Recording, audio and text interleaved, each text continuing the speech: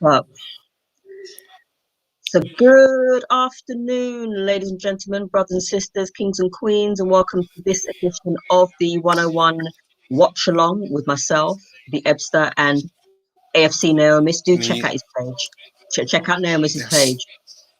And yes. Well, yeah, what do you so think? I'm gonna have to go in um, 5 minutes, but I'll be flitting between the two. Yeah. no, that's fine. This is the first time I've seen the lineup, and Mm. I could honestly say he clearly has learned, and I think we'll get a win. I think this I'm just this, this is go I'm on. just looking at it right now, and I'm thinking maybe Martinelli should have started. What's up, 18? Maybe Okay. Martinelli should have started, or maybe Lacazette should have started. And I'm glad El Neni has started and not Xhaka. Yes, I agree. Um, Shaka's on the bench. he is on the bench. Willian's on the bench. Odegaard is on the bench. Okay, okay. I would have It's started Odegaard, but never mind. Yeah. um, it's to be honest, I think Um, like you said with Lacazette, maybe he could have come on for Aubameyang, but for me, I like that that three behind Aubameyang and Pepe, Smith Rowe, and Saka. So for me, I can't complain. And El Nene seems to get the best out of Thomas Partey, so that makes sense. Mm, I like Gabriel, like Holding, like Chambers. Yeah, I can't complain. I just hope that Aubameyang could do a job up front, and so that's can it. I. So Yeah, do I. I really do hope that he's got his shooting boots on today. yeah. Um, is on the bench. Okay, you know, and I've actually read, and I'm not, me, and me believing stuff before. No, me believing stuff when I see it on Arsenal.com. Yeah. That's like my line. It's like I'll believe it when I see it on And Arsenal.com. About Leno, Arteta is looking for a replacement for Leno in the Barcelona guy. Neto. Neto, yeah. Oh, he'd be a very good replacement. I think he's better than Leno. Yeah. To be really honest, he's a very good keeper. So yeah, if we got someone like him to replace Leno, I'd be happy with that. Mm. Like I don't think anybody should worry. In that respect, not sure how he is with playing out from the back in terms of using his feet, but great at saving, controlling his box. Um, Yeah. Is he a shouldn't good have to worry. commander of the box though? Yeah, Is he good at sorting out the back line? I'm not sure about his communication. But when you think about the fact that most of the centre backs that we have are Spanish speaking, maybe that won't be a problem for him so Okay. much. Okay, cool. But let's wait and see. But no, that's great news. All right. So I'm gonna turn this noise down, Yeah. and is it on Sky? No, it's on BT Sport. They've Okay. already done, the tribute to Roy Hodgson, rolling out the guard for him, which I really thought was very nice. They've got a few people few fans in the stadium. Most people are kind of centered, and I think in the corner. But no, it's looking really nice. For me, it's just kicked off overall. But All right. I will slow All it right. down and pause it depending on where you guys are. All So right. I'm gonna let you hold the fort, and I'm gonna have to attend this meeting. Yes, so I'm gonna turn n- it down, but no I'll worries. be keeping my eye on the game, and No, no. you'll see some reactions. Don't worry. You All won't right, hear cool. me for the first hour, but you'll see some reactions if we do manage to falter. All right. All right, cool.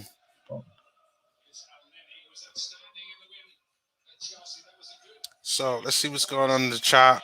Hey, 18, how's it going? 18 is waiting for Ebony to get a Leonard's jersey. I can assure you that is never going to happen, especially when you look at how things are. Okay, hey, 18, get Ebony's. You joker. Apollo says Neoma's carrying the swing. Yes.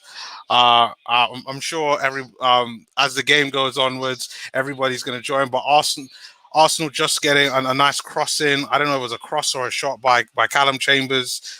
bringing it in there. But great save from the Crystal Palace goalkeeper to stop that. Kuke says Neomis is hardcore. He won't quit on his team. Oh no! Listen, sometimes life stuff takes over. You just don't know. But I mean, there have been times where I've missed kind of coming on here, so I won't say that. But so far, it looks like Arsenal are playing standard 4-2-3-1. And so far, we've been defensively pretty good, but we've got to be pressing from the front. I mean, so far, Aubameyang is just letting Crystal Palace play in front of us, and I just don't think that's going to be enough. If you know, or whether you don't know, looking at what the scores in the other Premier League games, Everton are drawing with Wolves right now 0-0. Newcastle are 1-0. Spurs are down 2-1. So if things stay as they are and we win, that puts us in a great position. I think that means we jump up to 8th, which is what we want right now. Because right now we're in 10th, and maybe we could try to sneak our way into Europe for next season. Even though I don't think we deserve it, but at the end of the day, I've always said that whatever happens in the season, whatever happens in terms of games, the table doesn't lie. And I'm very interested to see what happens in terms of Arsenal. But right now, Arsenal on the counter attack. Oh, a pass comes in from Pepe, just misses it. And unfortunately, Crystal Palace get the ball back. But very close. So Apollo says that was a safe close by Arsenal. Yes, earlier on. Willock scores again. Another, 6 goals in 6 games. I mean, what does he have to do in order to get into this team for Arsenal? I've basically said that he needs to get some type of games next season. At the very least, he's got to get some games, whether it be on the bench. It doesn't matter, but he has to get some. He has to get games. It's so important that he has to get games so he could kind of continue with his form going on. Hey, Andrew, how's it going? I hope you're doing well. But what does everybody think of Willock? I mean, am I in agreement with everyone that Willock should get a chance next season? Or is it a situation where are there some people that want Joe Willock gone? Neomis married Arteta's daughter. Well, my guess is that Arteta's daughter is based on his age. I think he's about 40 now. He's probably got a teenager for a daughter. Like, you don't know my age, but that's just wrong. It's just wrong. Can't marry Arteta's daughter. Like, why are you even bringing that up? That's just crazy. Was it Cool K says Willock should be in our starting in our team? I think he should too.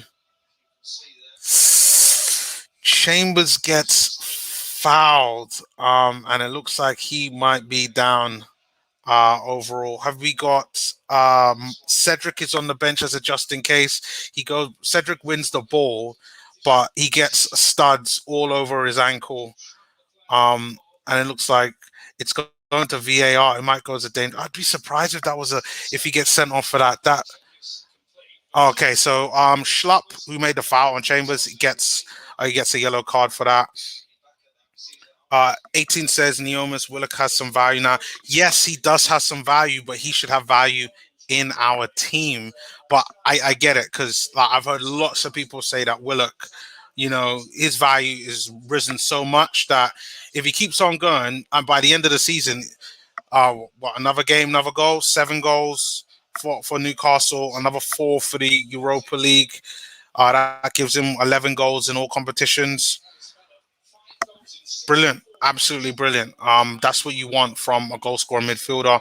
That probably puts up his price minimum to about 35 mil. Really, we're talking 40 mil. English player. Adding on the English premium as well. Like, crazy. Willock should marry Arteta's daughter. Okay, now it makes sense. I get that, but now Crystal Palace are on the counter attack. Zaha with the ball.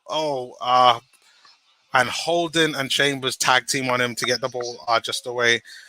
As Greg G says, how the hell is Mohamed Nasser LSA El Nene starting football matches for this club in May 2021.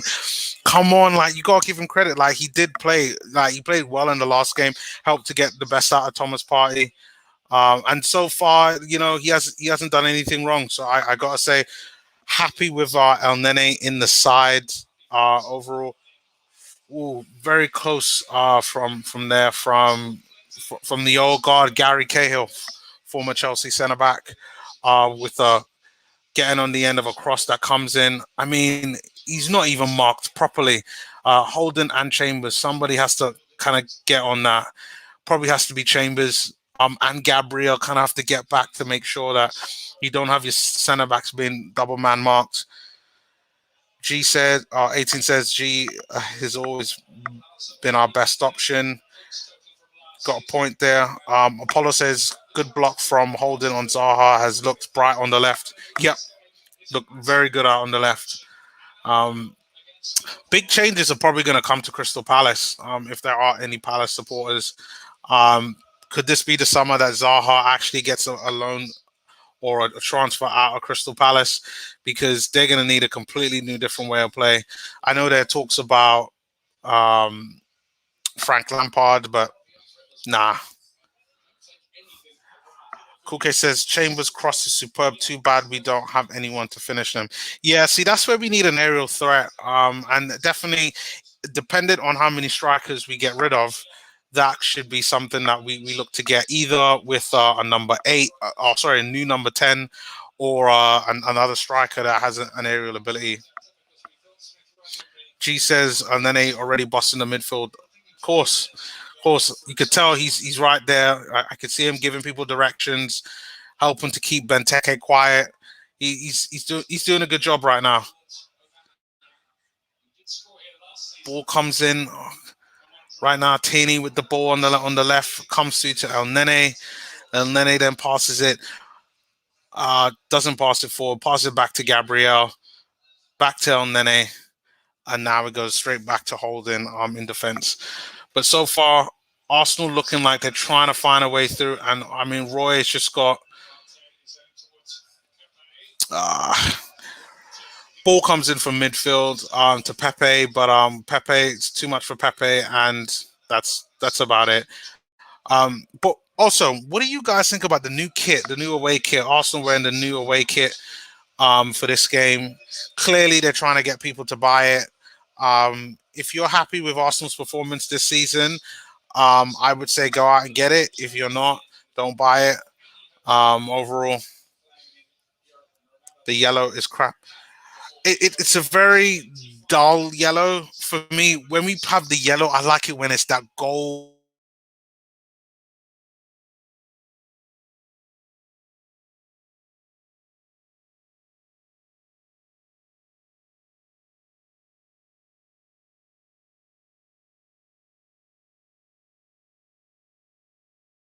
Overall.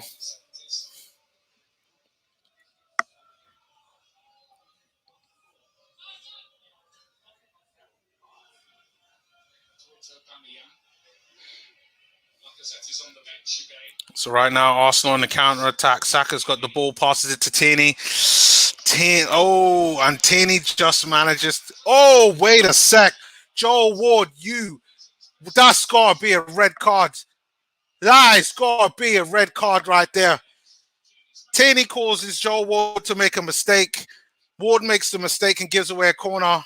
Ward then decides to kick him. And Apollo, you're probably about 30 seconds. It's a red. It's got to be a red. That's not a kick out, Martin Keown. That is a sheer. Oh, that's dangerous. Nope.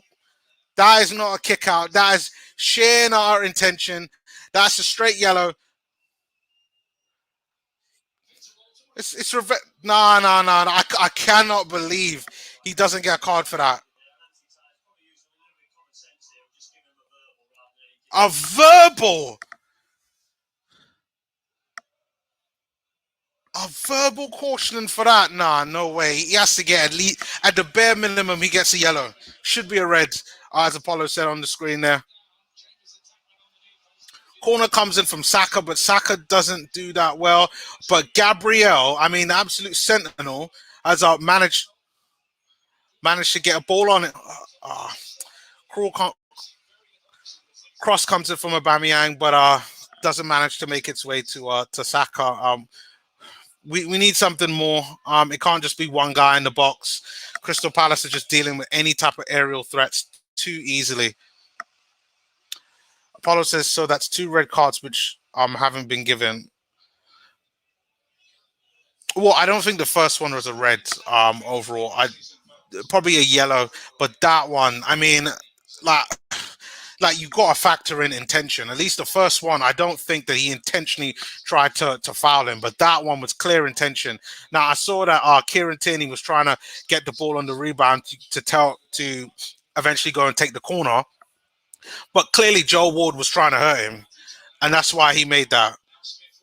All right, was Arsenal on the counter attack. Smith Rowe with a cross in, but gets blocked by Mitchell in the left back spot. Arteta nudge, wink, wink. Maybe we should be looking at Mitchell to be a backup for Tierney there, but Arsenal get a corner. Paulo says if that was on us, that's an Arsenal red 1,000% all day. You damn right it's an Arsenal red. It would be an Arsenal red. I mean, honestly, it just must be because of Roy Hodgson's last home game managing Palace, why they've given him the benefit of the doubt, because that makes no sense. Now, Arsenal clearly having a plan here for this corner because all of our defenders and players are in the box. So this looks like this is an in-swinger coming in from Saka. But the Palace defend. Oh, come on, Aubameyang. You got to do better than that. So Aubameyang loses the ball, but Thomas Partey gets it back.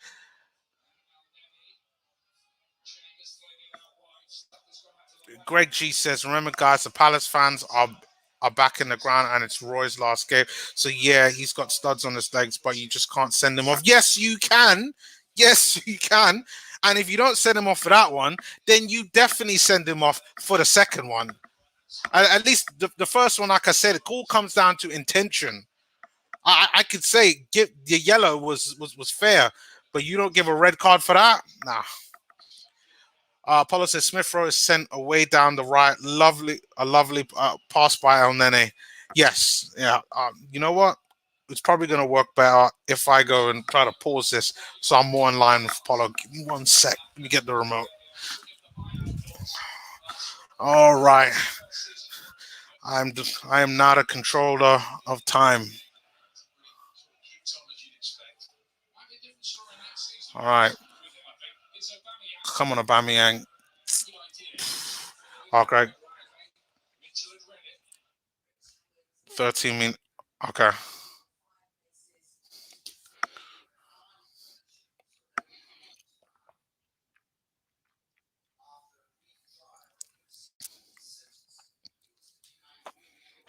Well, I'm on 416 now. I'm going to play it now. So I should be somewhere around where you are. Or at least a lot closer. Kuke says, what the fuck? This is ridiculous officiating. No excuse for kicking Tierney there. Yep. No, you're absolutely right. And he should have had a red for that. At the very least, he should have had a card. But he gets nothing. Nah, it's crazy. Yeah, I'm on 1440 now, so I'm about 10 seconds ahead of you.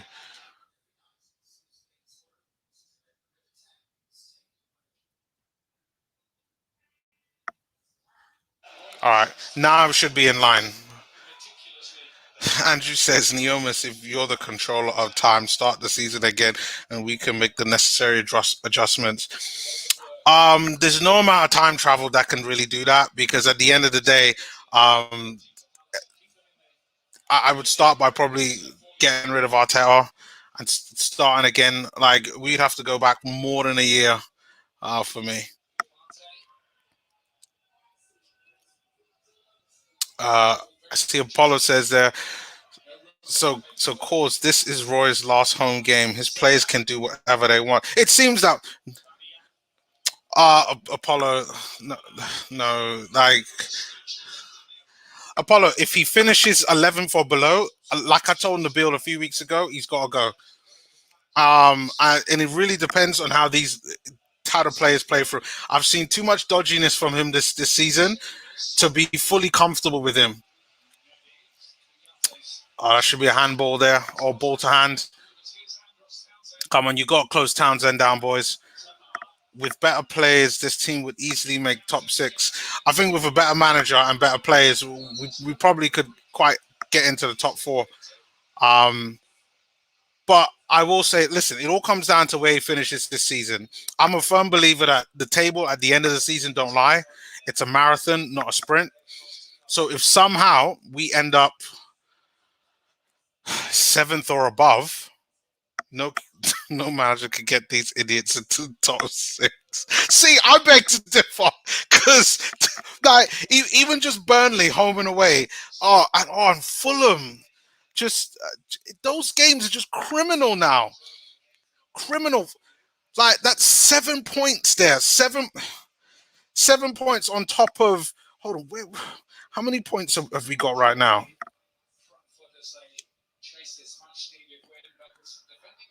7 points, that would have given us 63. We would have been level with Liverpool. We would have been in 6, but behind on Liverpool in goal difference. Andrew says Arsenal cannot finish any lower than 11th. Are you? Well, yes, but at the like that depends on what happens this game, and that depends on what people around us do. Oh my God! Oh, great tackle! Great tackle by Thomas Partey. We're getting rid of that chance. Facebook user, don't know who you are. Please sign the waiver. Come in, join us. Don't hide, but we won't attack you. Oh, you must be a Crystal Palace fan. Arsenal was putting us in.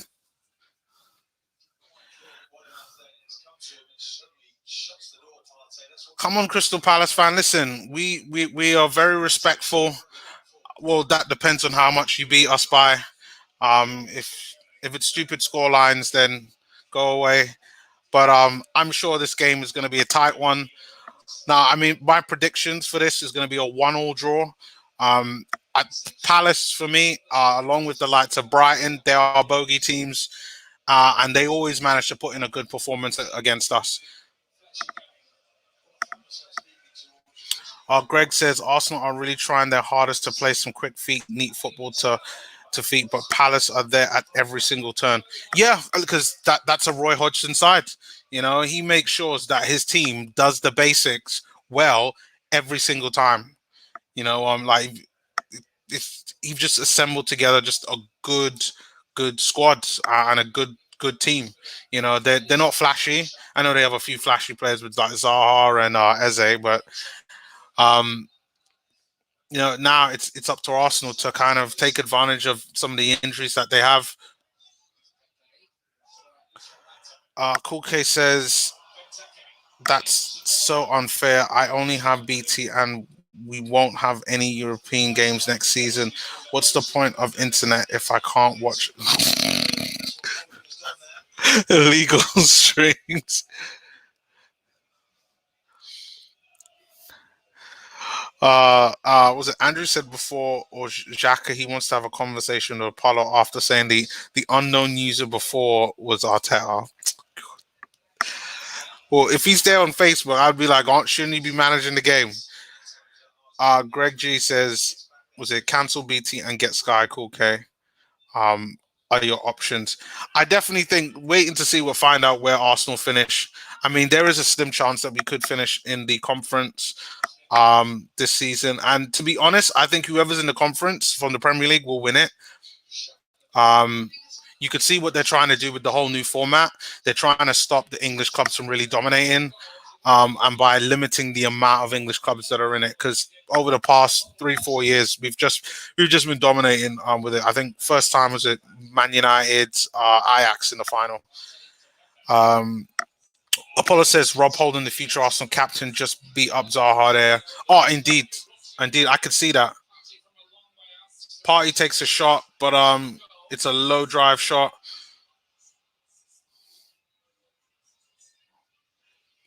All right.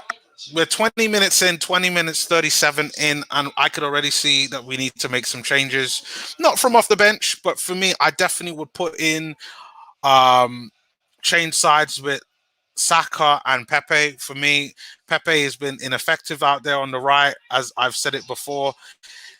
Taney right there with a nice foul on Joel Ward, getting a bit of revenge there. And I bet he gets a card.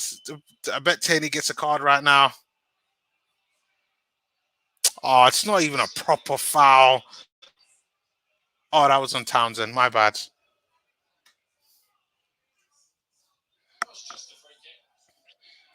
Apollo says, Andrew Xhaka don't want none of, of me, bro. COVID recovery. I'm still working out, doing my Wun Chun. I'd slap the F's out of him. Apollo, calm down, man. Calm down. Relax. Start with some yoga.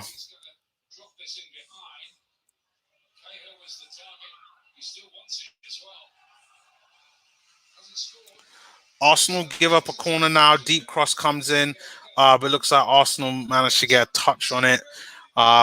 Unfortunately, Andrew says, I hope Ebony is not texting 18. No, she's in a meeting at the moment.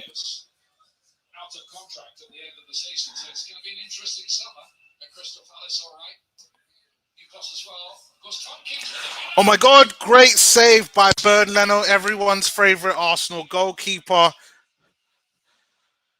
Corner comes in. Tompkins then gets a head on it. It's a really good header as well. Oh, but it was going wide anyway, but it was very good header. But the fact that Arsenal weren't able to have someone man mark these guys is incredible.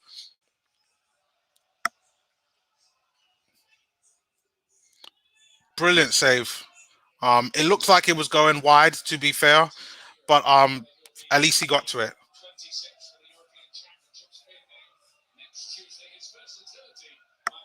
Maybe not 9. Come on, Greg. Definitely they should be down to 10. All right. Arsenal now on the attack. Oh.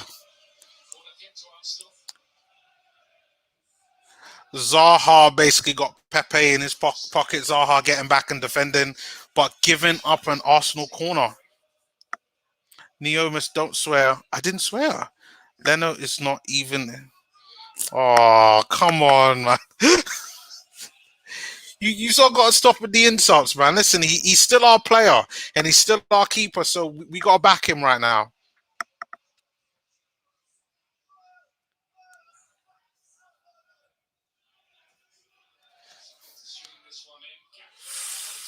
Corner comes in, but I'm not sure did Arsenal get a touch on that. No, it looks like Crystal Palace got a touch on that, and it looks like it might be another corner. Yes, it looks like it's another corner to Arsenal at the moment. Looks like Saka's going to be taking that. Greg G says, awful refereeing against us in a Premier League game. Not surprising, the slightest serious anti-Arsenal bias, which is somehow allowed to stand week in, week out. 18, Ebony. Listen, Ebony will be back. Leave her alone. Like, she'll give you a wave, a high later on.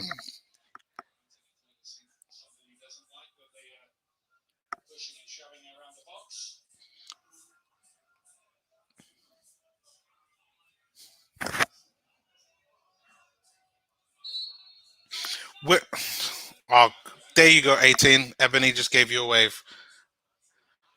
I mean, cool kid. Overall, I think we're playing okay. But if we keep going the way how we are, Crystal Palace look like they're the ones that look like they will get something out of this game. I think defensively we've been solid. Liking Smith Rowe so far, but not sure if this Saka on the left, Pepe on the right works. I mean, listen, I don't mind Saka on the left, but for me, Pepe on the right just doesn't do it. Like everybody that's tried marking Pepe, it's easy for them. They all know what he's gonna do. Paulo says we're doing okay. We've had already some dangerous moments. That's true. Defensively solid. Yep, I agree with that. But are still missing that killer first goal. Yeah, I 100% agree with that. Right now, Palace already given up another corner. Looks like Saka's going to be taking this one.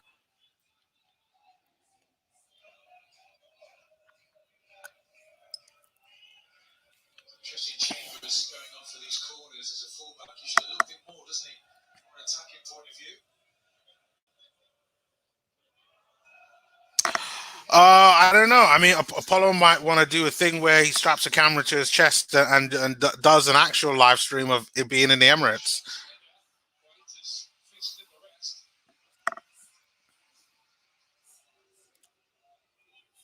Spurs still losing. Let's check on some of the other scores going on right now. Well, Everton are up 1-0 right now against Wolves. Newcastle still up. Villa still ahead. So the Premier League table as of right now, because what needs to happen is that we want Wolves to win. Yeah. Right now, it's not looking good for Arsenal. I mean, we'll know later on this evening in regards to West Ham, because we need West Ham to lose. Great cross comes in from Chambers. Aubameyang almost gets there, but I think that's Ward again with some good defending.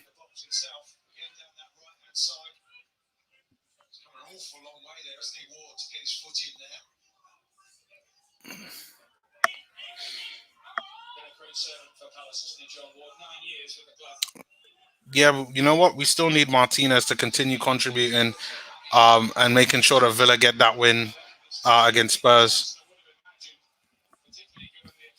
But right now, we need Wolves to do us a favor. We need Wolves to do what they did to us and to win. Smith Rowe down at the moment in the center circle. Apollo says the holding foul on the edge of the box earlier was okay in isolation, but there's clear overall double standard. Palace getting away with murder. Yeah, and it's because it's the first home game and the last home game for Roy. Like, they so desperately want to see or match of the day for Palace to get either a positive result. Like, it's just ridiculous. Like, we need Arsenal to carve them open right now. Saka and Pepe for me need to switch sides. Kuke says should really work on how to be better in the final third in preseason. Just rushing and making the wrong decisions. I think part of that is to do with personnel and the balance of the squad. See, Greg, you're saying cross. But the problem is that we're doing all this crossing, but we don't have anybody to really get on the end of it, because that's not Aubameyang's game, and to be fair, that's not even really Lacazette's game. You know, like it's just crazy. Like, we either got to sort out the forward line to be able to do that, or you get someone that could either play in the number 10 that wins the ball, where you could take advantage of those. At some point, you need to. Paulo says refs and VARs don't give up when it comes to us. They know nobody is going to make a fuss on our behalf. It's beyond a travesty now. Yeah. I think that's where you kind of say, oh, crying out loud. So Palace just get a free kick. Deep cross comes in from Townsend, and Benteke very close to scoring a goal there. And we all know Benteke is the man on form at Crystal Palace now. Doesn't get it on target, but is in the right position to make some damage. And again, the Arsenal defender's not even close for that. Palace just knocking on the door. Like, it's like Arsenal. Don't let this be like Villarreal. Chip it, Sacco! Oh my God, it's a penalty. It's a penalty. I think we got a penalty. What? What the? No! Oh!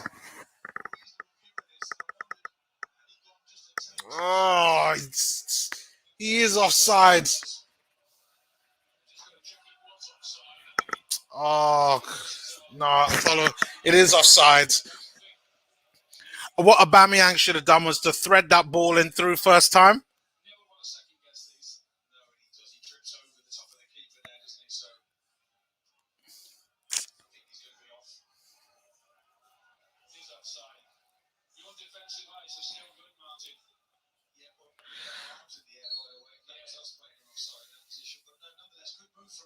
Oh.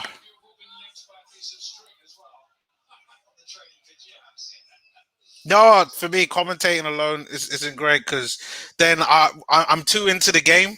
Like I have to like talk to you guys. Not that I don't want to talk to you guys, but oh my God, what a shot! What a shot by Schlupp. Schlupp. I don't know. I think he might be Norwegian. Jeffrey Schlupp there with a slice shot. I mean, again, where are the Arsenal defense? Because Leno, right now, criticize him all you want, is saving us with a really good save there. And ball goes out for a Palace corner.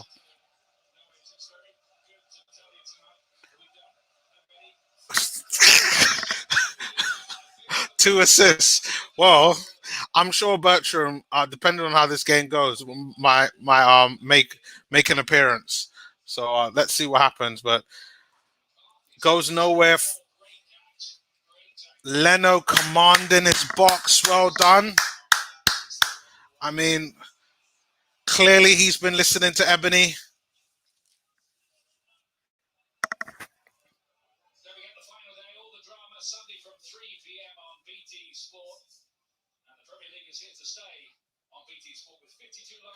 Wait a sec. It's the final game of the season on Sunday.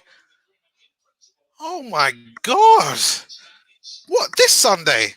That is absolutely crazy. But Arsenal right here on the counter-attack. Got Pepe on the right. Please, Pepe, use your right foot. I should write a sign. Say use your right foot. Tierney getting booed because of Joel Ward. I mean, typical Palace fans. Same old Palace. Always cheating.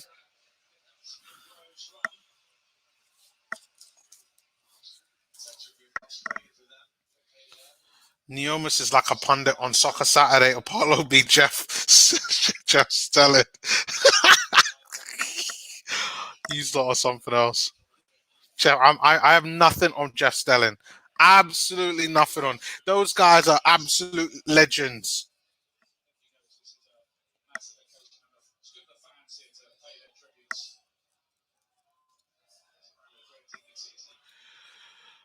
Andrew Apollo says Andrew Jeff Stelling is my guy. He's an old friend of mine who used to cover American football for us. Oh wow, nice! I did not know that. Andrew then says, "Yep, that has been the standard Neomis for a while." Yeah, because I feel in the moment. This is why I need Arsenal to entertain me. Because when I'm entertained, you guys are entertained. On my channel, they're entertained. But like when we're not performing or we're playing this just dead football, then it's just like I should just get in bed and just do a video like with the covers on, with like Football Manager on my other laptop, and then the TV there with Arsenal playing. And then they got the ball.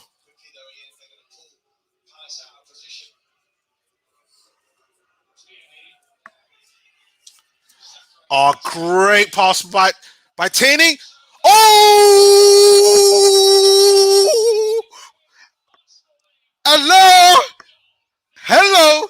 Hello! Hello! Oh, what? Oh, no, Apollo, did you see that? Sexy goal. Saka's there in the corner, has the pass. Yes, big thumbs up, Ebony. Saka's there, just back pass to Tierney. Tierney comes and whips the ball in, and then Pepe just absolutely I thought he was on the right. Pepe just comes in the middle, in the middle, in that number 10 position, and bang, and just buries it. That's what you want.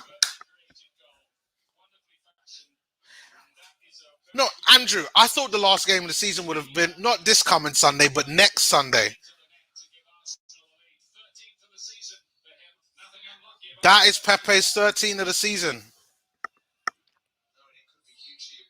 Yeah, cool, Kate. I do play Football Manager, because I've been so tired of Arteta and his stupidity this season. I start to think that there are other things to do. Oh, big fights going on. Big fight. Big Benteke versus El Nene. Come on, send him off. Send him off. That's right. Start brandishing out some cards. That's what we need. We need cards, people.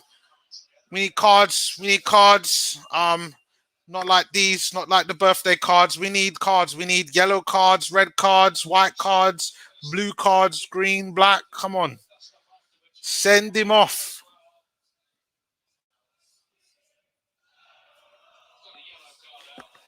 All right. El Nene gets the yellow card. I don't know what for, but I guess I'll find out right now. So is Benteke. He's got a yellow card.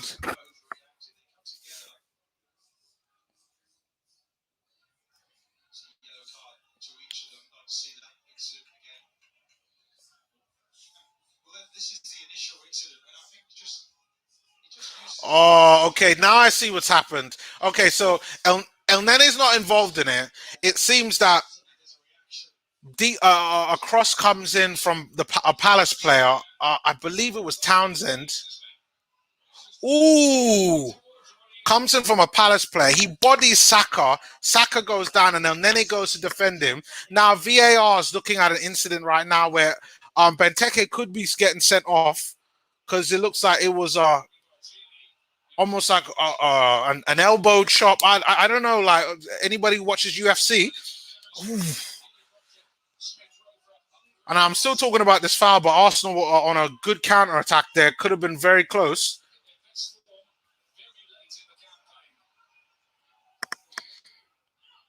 Paulo says that's a red for Benteke in my eyes. That's now 3 reds that should have happened. I can't disagree with you. That should have been a red. Should have been a red. Um, what were all the other comments I missed? Greg G, Pepe, or Apollo was right all along about him. Yeah, but he shouldn't be playing out there on the right. That's the problem. That's the biggest problem of them all. Should not be playing out on the right. He should be out on the left or at the number 10 for me. And then the goal comes from him playing in the middle, coming up behind Aubameyang. So it does make sense. Kulke says Pepe with that flick from Saka and the build up. Yeah, the flick from Saka to Arteta, brilliant. Kulke says Pepe keeping Arteta in the job since 1990. Greg G says buy a right back that's similar to Tierney, please. Will be Liverpool. I'd be surprised if you buy a right back, but I do understand what you mean. Apollo says that's a red in my eyes for Benteke. That should be 3 reds. Yup. And then Greg G says every time Pepe scores, I get so mad. Why hasn't Arteta started him in favor of Willian? Because Arteta loves some Willie in. Willie in. Zaha there looking for a penalty. Palace being cheap right now. Yep. No penalty. No, Zaha's looking for it. But you could really tell, like, fans being in the stadium is making a difference. Because certain decisions that if fans weren't in the stadium, the referee would have done sent people off.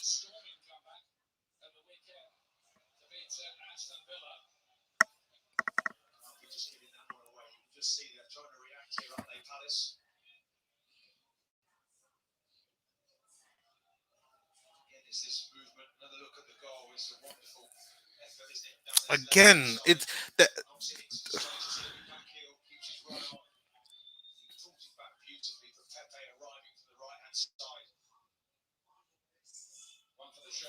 wow. when I'm looking at this starting 11, I gotta give my thoughts on that. Looking at the replay from Pepe and his gameplay with Smith Rowe kind of moving around. For me, Smith Rowe has to be the number 10 because of the fact that he can play on both wings. He allows Saka and Pepe, and Pepe to be free.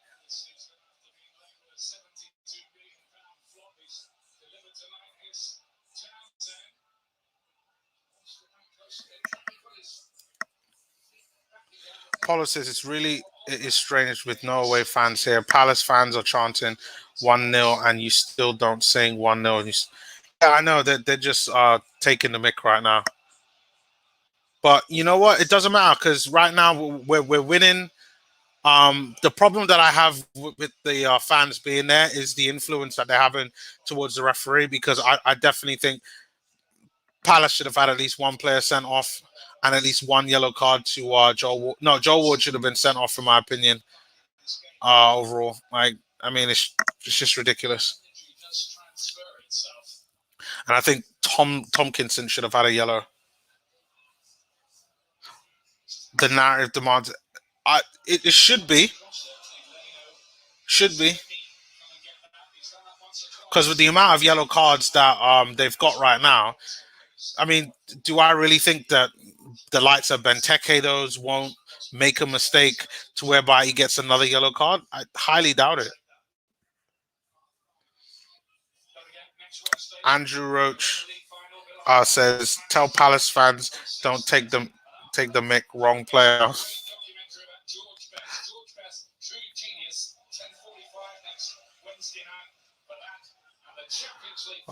Greg G says, "If El Nene goes down on the floor, it's probably a red, but he didn't need to go down." Yeah, he didn't. You could tell what he was trying to do, but I get it. He was trying to stick up for Saka. Because it's quite clear that they're targeting Saka, they're targeting that left side. This is why for me it's something needs to be done on that right side because we're far too left heavy, far too left heavy. Um, Maybe that's where we need to have a striker that's able to run the channels on the right. Maybe something like that would help and would supplement it.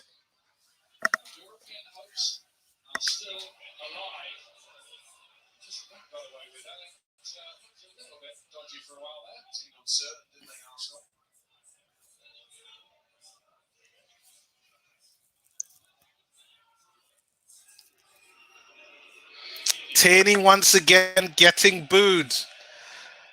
Again, Tierney's going to get booed all single game. But I just hope, I hope he's got, that Scottish composure to be able to not let it affect him and to keep doing what he needs to do.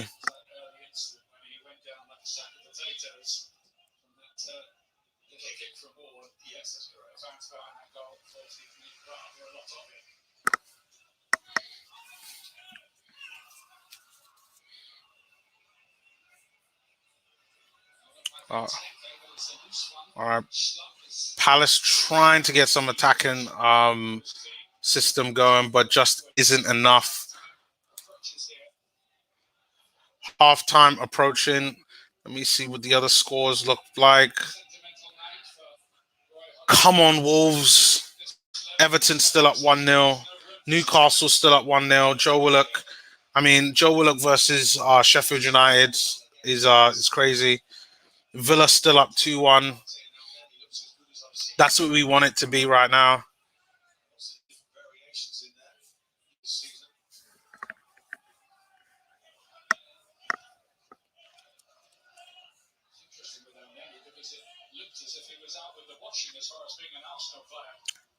concerned, they've loaned him out to Besiktas for a season. 18 says you can see that Neomas has Apollo's quality. YouTubers have that knack of keeping people entertained. Well, I'm glad to hear you're entertained, but to be honest, since Apollo's been away, I've got crazy respect for him in terms of what he do. Because for me, I find that I think I would struggle to do this, and it's really up to you guys. The reason why I'm able to do it, because I've always found doing live streams tough. for me. Like the more people that are on there, for me, the better, because then not everything is reliant on me to be lively and to do stuff. So I have mad respect for anyone who regularly does live stream. So I'm getting better at it, I think.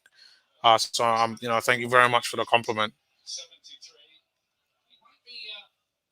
All right, we're coming approaching our half time. We got 3 minutes of added time, and we've got 2 minutes to that left. We've just hit the 46 minute, and it's looking like Arsenal are going to go through in the half, 1-0 up, as long as they don't make any stupidness right now.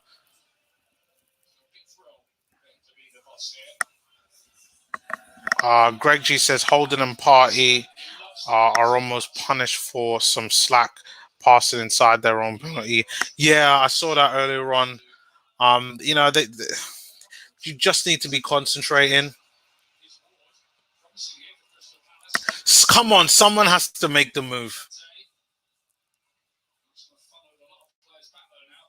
All right, great. We're like right now, Arsenal have a bit of Palace in them. We're being defensively solid. We're not letting Palace get any type of movement to be able to create any chances. And it's obvious what Palace are trying to do. That they're trying to cross it in. They're trying to get the ball up to Benteke so he can do his thing. Kulke says, proud to say Pepe is Arsenal's. Next season, hopefully, will be big for him. I hope so too. But again, it all comes down to that guy that we call a manager, Mikel Arteta, in terms of what teams he sets out. Because I don't trust him.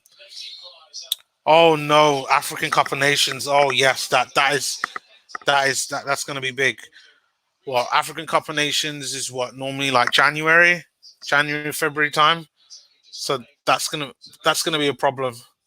We're gonna lose Thomas Partey and Pepe. Don't worry about El Nene and Aubameyang. Like I think that shouldn't be a problem because we got other good strikers, but definitely losing Thomas Partey will be big. Hopefully in the summer we can then go and bring in the backup that Thomas Partey needs. So the Basuma talks are what everyone's talking about. So I hope that happens. Is ESR too far up the pitch? He seems like a second striker. To be honest, he needs to be further up the pitch because he needs more support. Well, at least Aubameyang needs more support. We need to do more creatively. We need to do more attacking wise. And to be honest, I think that's what was needed. But it was ESR going to the right that allowed Pepe to kind of come in, and that's how we got the goal. So listen, ESR doing exactly what he's supposed to do. Sorry about that. No worries. No worries. I'm actually quite amazed that Christian Benteke was not sent off for his violent conduct at all. Yeah. That should have been a sending off. If you actually look at the VAR, for those of you who just joined, what's up, 18? If you actually look at the VAR replay, it clearly shows that Benteke meant violent conduct. Yeah, because he went like that with his elbow, connected with his neck. Like they're going easy on them. I don't know. Sometimes I don't know why VAR is even there because it goes against us every single time, and it's to the point where I'm just not surprised anymore. But other than that, I thought we've defended quite well. We've passed and moved quite well. Crystal Palace have had their chances, and they have been in our faces, but we've actually kept our composure, which I'm quite glad about. Usually in games like this, when they're in our faces, we lose that bit of impetus. But I think we've actually played quite well, and what's his name? Chambers has actually kept what's his name, Zaha, very quiet. Down that side of the pitch. Completely agree. So, and the assist from Tierney to Pepe was really clever. Yeah, and it all started with that little movement from Saka in the corner because Saka had 3 guys around him, and he literally back passed it to Tierney, and Yeah, Tierney crossed it in, and it was a nice finish by Pepe. and it was Um, a jump kick by Pepe. I've got some bad news though. Everton have won their game, meaning that they're on 59 points in eighth place. We need West Ham to lose. We need Spurs and West Ham to lose, and Everton to lose their next game, to It's be not able going to to get happen. something out of it. I mean, We're not. Apollo, like, what? No, I was going to say depends on what their next games are. Like Apollo, if you can look at to see what Spurs, West Ham, and Everton's next games are, and maybe put them up on the screen to see if we have any chance of either finishing in a Europa League spot or a conference spot. And Conference. I know it's slim, but right now, if we continue beating Palace, and Everton lose their next game, then no, we need, What was the we really Tottenham need. score? Sorry, It's still 2-1 at the moment. to Uh, the, Aston the Villa. yeah, the game hasn't finished yet, so it's still it's still close. Um, and Yeah, then it's it's a tough one. Um, I you know what?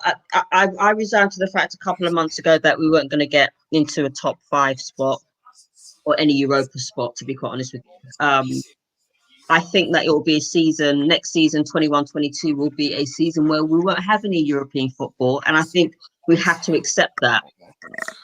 I I know. I mean, I don't particularly like it. I don't particularly want to see us not in any European competition.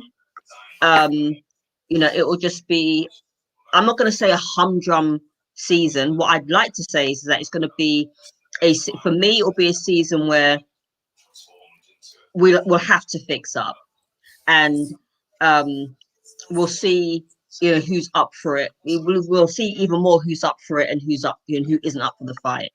Yeah, Um, I just think that it will do us a favor because we won't have those added games on top of what we have already, and it will. I hope that the fewer games that we'll have means that we'd have a better chance of getting into the top half of the table. I mean, like the top half. Sorry, the top half of the top half. If that makes sense. But yeah, yeah. yeah. Um, I see. For me, I guess because I'm always used to watching Arsenal and some type of other football. So for me, it would I take any European football. Like I know people look down on the conference and be like, who wants to be in that like terrible competition? But for me, trophies are trophies, and yeah, I still want European football, and I'll still be hoping Mm.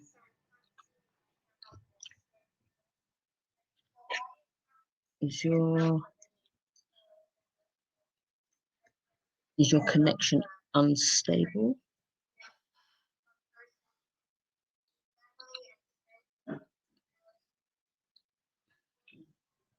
I think your things connection is defensively. unstable. That's better. Um, oh, were you guys able to hear me? No, no, I think you were unstable. Oh crap. Okay. So no, I was saying that I thought first half we defensively solid, like we have almost like a bit of Palace in us, um, and we just managed to put our chances away. But in regards to next season, like I desperately hope we finish in some type of European spot. I know right now we're having to go on what other teams do, and I know I'm still waiting on seeing if Spurs lose, because if Spurs lose and if West Ham lose later on against West Bromwich, I don't think I that they're can't gonna really see lose. it. Can't see Yeah, it. like with with Jesse Lingard and the rest of them, like the way how they're playing, I don't see that happening. But I'm hoping for a slim shot. So see how it goes. But Yeah. well, But with regards to today's game, um, first half. I think we started a little bit. No, actually, we didn't start slowly. We actually started on the front foot for me. Yeah, We started off brightly. We got in their faces straight away. Um, I'm just looking at it now. The positioning, the passing. I mean, even El Neni's getting forward. yeah, yeah. Um, the only thing that I would say that I think that needs improvement, um, and this is a much bigger issue, is the whole Aubameyang thing. Because for me, he's hardly looked like he's in the game. I know he had a through ball to Saka, but he's nowhere near in the game, and we're not talking about him as much as we're talking about every other player in midfield. Like we're talking about Pepe and Saka and Smith Rowe a lot, but we're hardly mentioning Aubameyang overall. That's So because Aubameyang, for the past few games, and I will include this one as well, Aubameyang mhm, hasn't really been in it.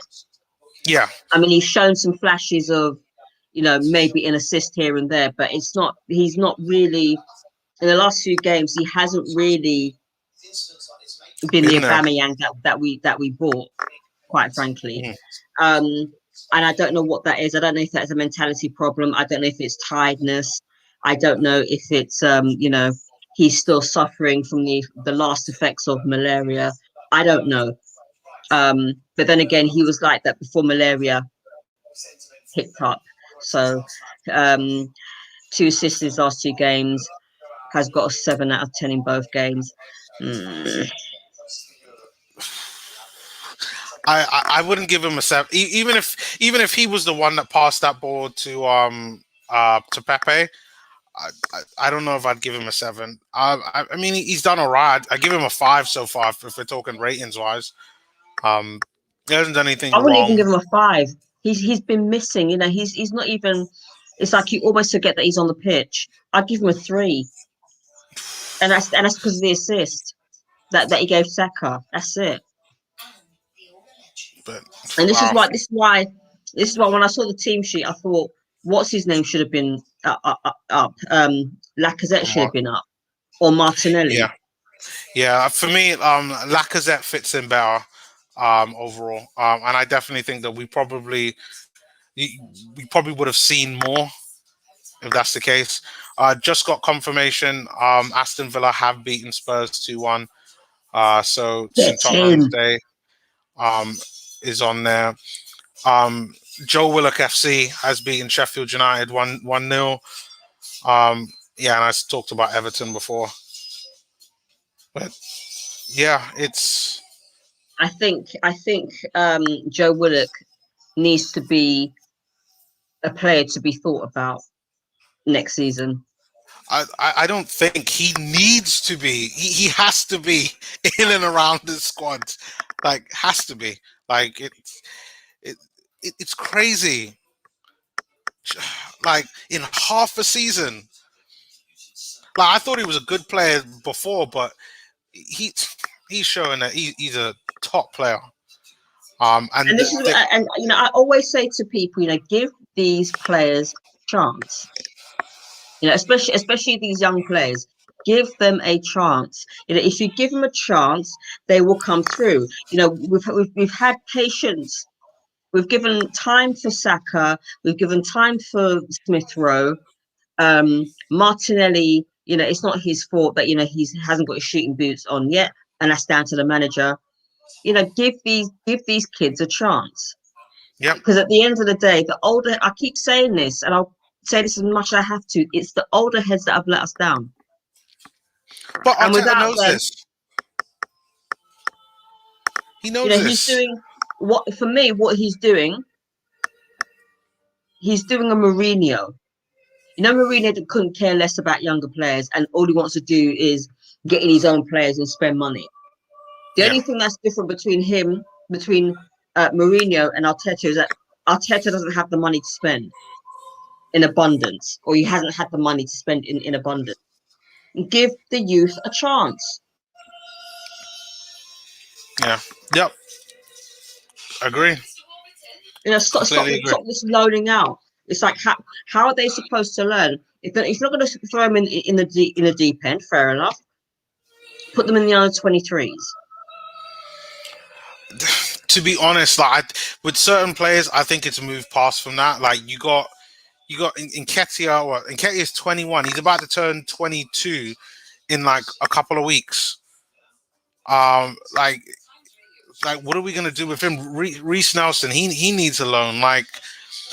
There's certain players that we have just completely messed up, and I want to be positive, but we've got to find a path for the rest of them. Have to. It's like Um, AC Maitland-Niles. We don't. I'm sorry, we don't have a utility player apart from him. And when we've yeah, needed him, he's been on loan at Wolves. Whose fault is that? Is that Eddie's fault, or is that Arteta's fault, or is it a combination of the two?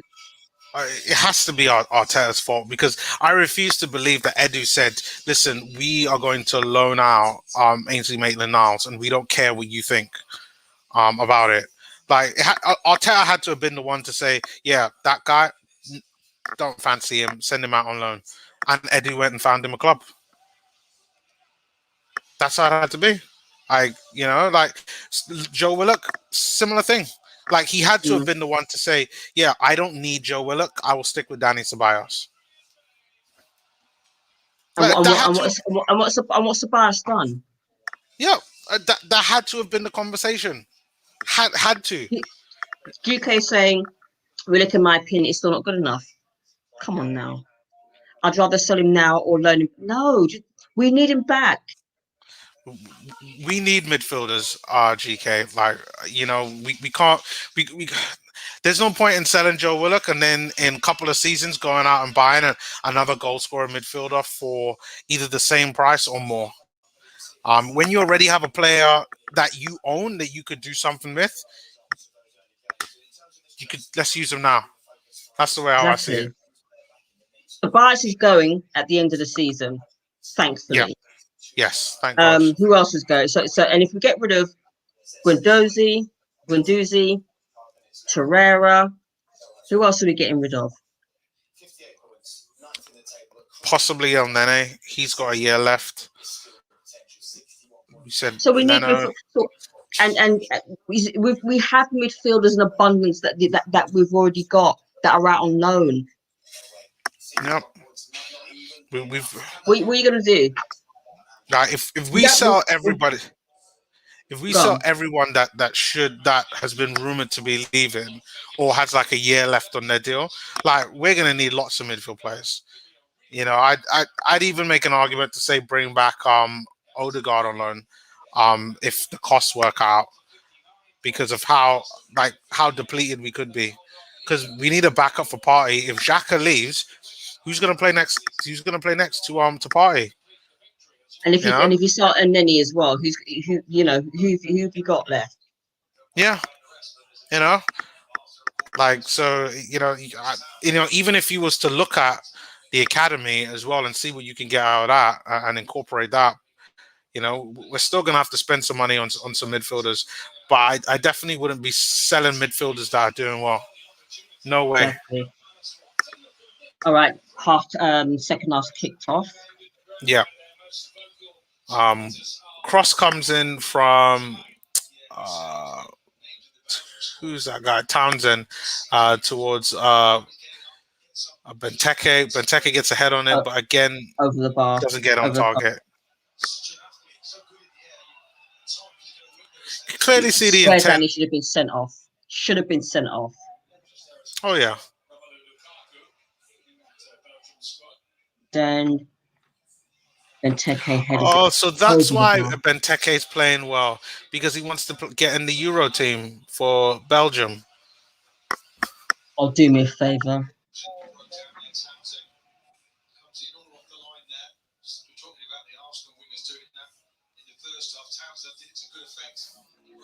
Loses it in midfield.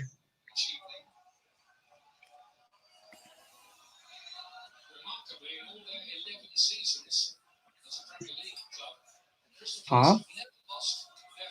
Shooting boots on. Sorry, what was that message that I read earlier?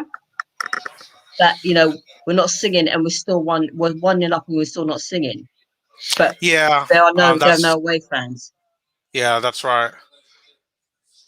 I How mean, how sick is that? they're just taking How them. sick How thick must you be to actually even sing that? Listen, they're just being football fans. Like, if we were in the stadium, it'd be a completely different story. I think if Arsenal fans are in the stadium, there'll be abuse.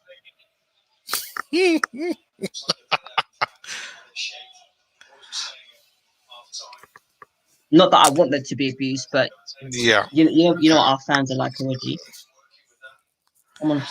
GK says Party and Xhaka. That's not even a midfield I want to see here next season, but I know it's not realistic at the moment. Yeah, Party and Xhaka is probably going to be the midfield next season if Arteta keeps going the way how he is. Yeah, Greg G says West Ham need to lose tonight, and then on Sunday we could finish 6th. Lol. Yeah, that's exactly happen. what that's exactly what needs to happen. Who are West Ham playing tonight? They're playing West Brom. Yeah, it's not. If Ainsley Maitland-Niles can hit the back of the net. Oh yes, come on, Big Sam. That's what we want to see. It's Big Sam Aladici. No, it was more ball to elbow. Don't even go there, Crystal Palace. The cut appeal for a handball, but it's more ball to elbow. Oh, was that in the corner Arte. there? Okay.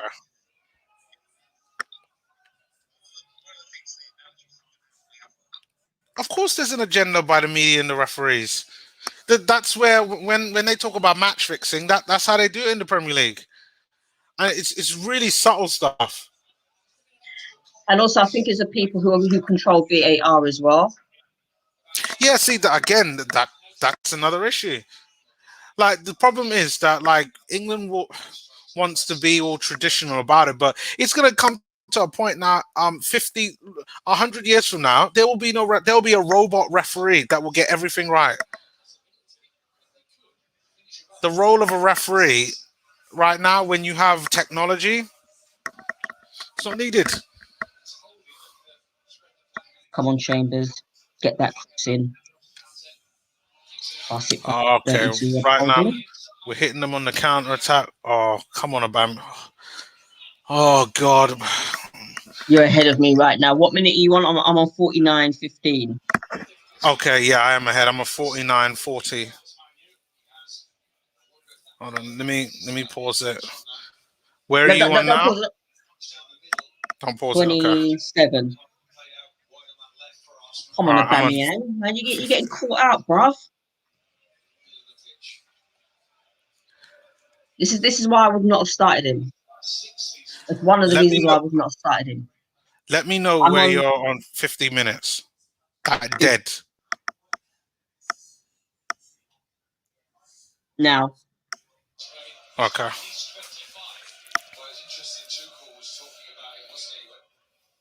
Greg G says Nene is bossing the midfield.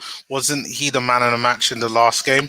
I know he was our man of the match, or at least a lot of our man of the matches. Like he was brilliant. He's helping to allow Thomas Partey to do more because he's a better prospect than Xhaka. Xhaka's just like, I don't know what Xhaka does. I'm sorry, Xhaka makes him look bad. I don't care what anyone says. Xhaka makes Partey look bad. It's not even just Arteta. Xhaka makes Partey look bad. I would agree with that. Andrew said, had a question. Could Maitland-Niles be midfield partner with Partey? Yeah, because he's doing exactly the same thing that El Nene is doing right now.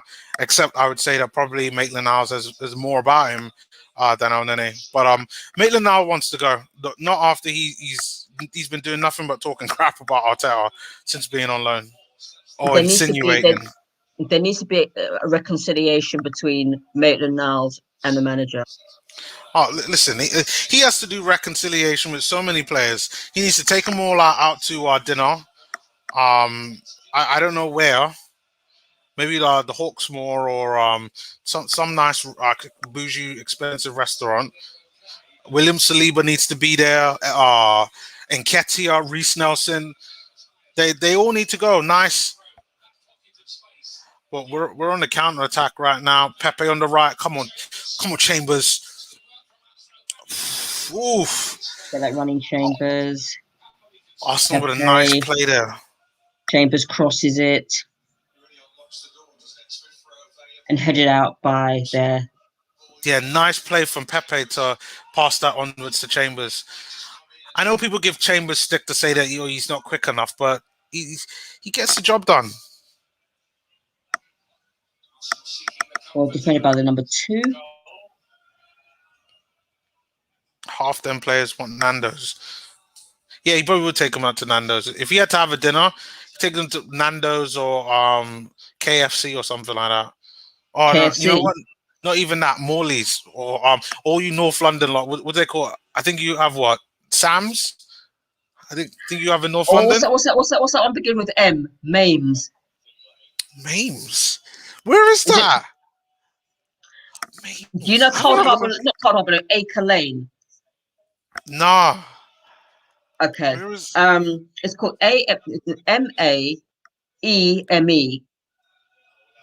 Mame? So, I'm taking you guys to Bird. Is that what he's talking about? Birds. Please tell me that's not. Oh, got a chicken shop near me. It's not even Quaglino's or the money they're on or he took him to no, chicken. He just yeah, J he would. J Sheiky's or somewhere like that. Tony and the Bill. Yeah, I don't listen. I don't mind chicken shop. Listen, I'm easy to please. Don't worry about that. No, True. miss, that's You where don't. I'm taking you, Ebony and Tony and Nabil. You're taking us out for dinner. Okay, when you're ready. I, I'm easy to Bird, please. as long as it's good food and it's healthy, I don't care. Hold on, is that Bird in Canary Wharf? Is that where that is? That nice swank restaurant, or are you just talking about some just type of chicken shop? Right, let me get back to this meeting. I shall be back. All right. Arsenal. Oh, come on. Out. Oh, outside the Emirates.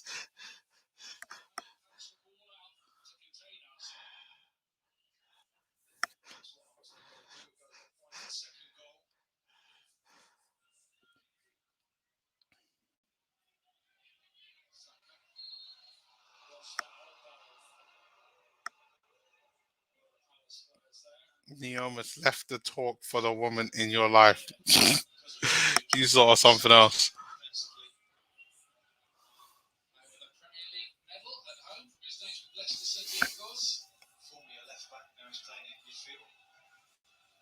So right now, Arsenal putting in a decent performance. We're just passing the ball nicely. I mean, the way our Arsenal are playing is though like this is the 90th minute.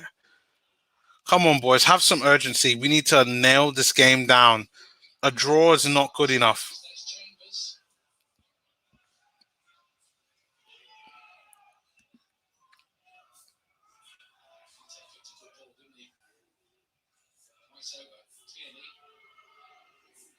Palace fans once again booing Arsenal fans.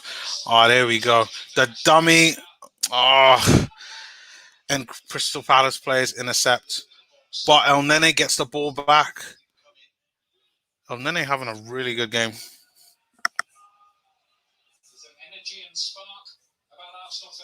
If Willian leaves them out, I'm telling you, this isn't a game for Willian. Like we need people that are going to try and work hard. This is not a game for Willian to be on the pitch. I don't want to see Willian.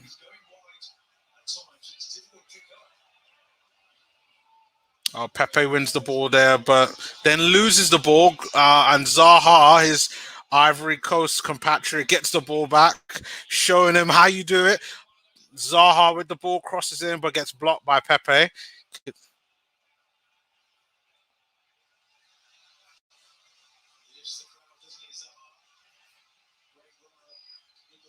But it looks like it could be an Arsenal corner.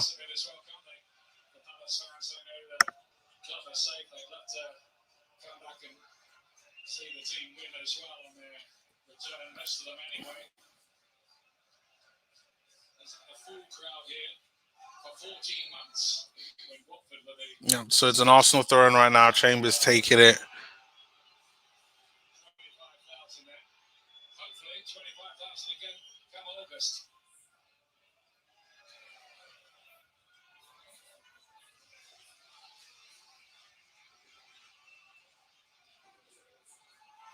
And the throw goes nowhere. What is going on here now?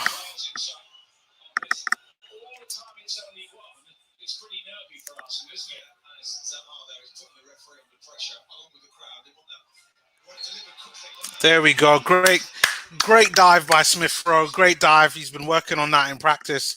He gets a free kick through a nothing challenge by Kouate, the Crystal Palace DM.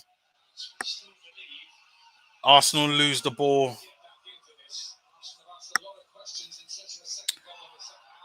Oh, okay. Yeah, I don't know that. I don't think I normally come through from that side, so I don't think I've ever seen that.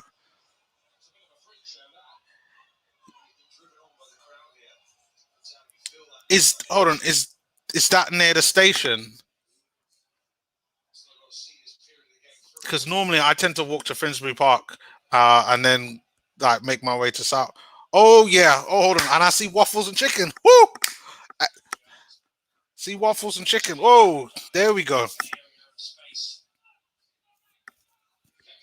You ain't gonna tell me twice.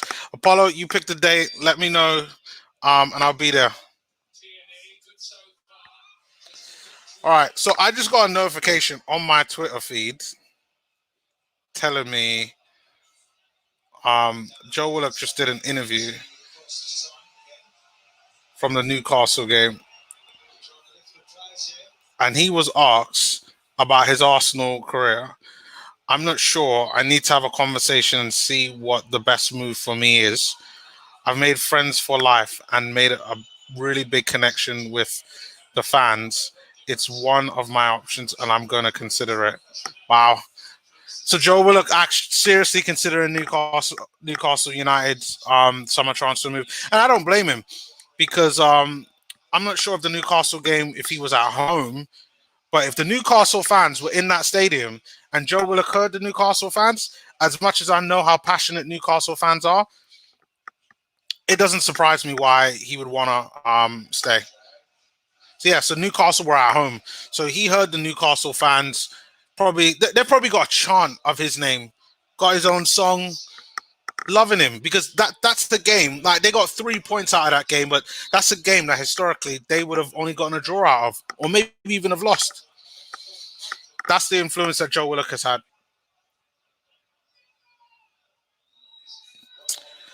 Can't sell him. Can't sell him. Paulo says you have to treat the panel in my absence. Thank you very much. I'd be more than happy. Take me to Birds. I'll get myself some chicken and waffles. I'm coming there on an empty stomach to make sure that I could enjoy the meal. Let's not forget Bertram as well. If he does decide to come to London, Bertram, if you're listening, get your COVID jab. Come to London. Let's all meet up. Same thing with you, African Guna. Let's get everyone together.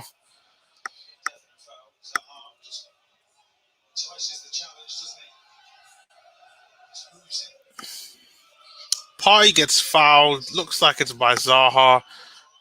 Zaha absolutely losing it right now. Pepe's on the ground, got fouled. Oh, nice.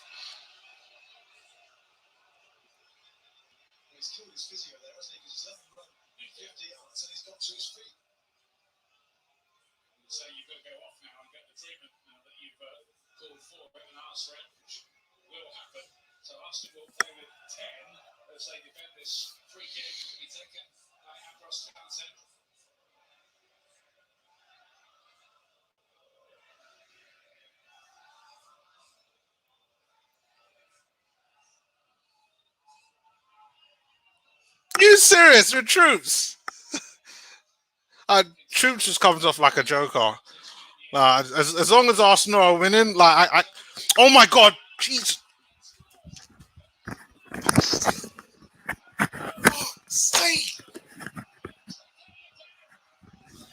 Unbelievable. I cannot believe it.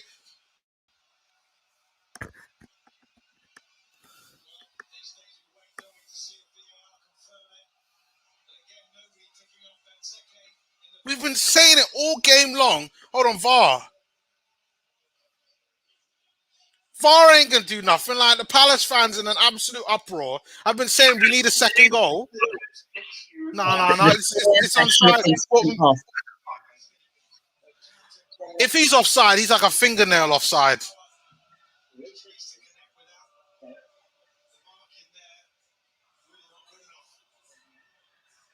No, he's not offside. It's not.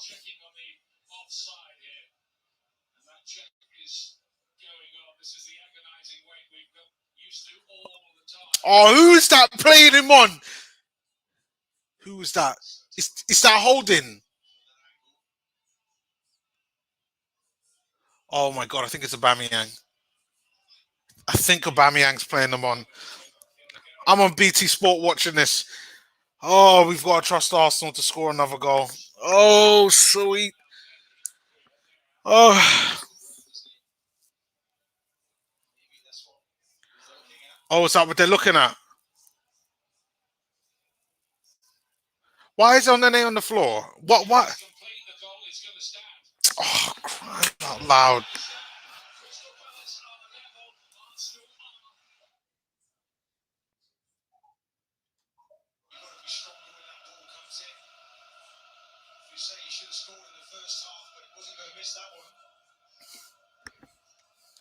It's not about holding a lead, our Facebook user.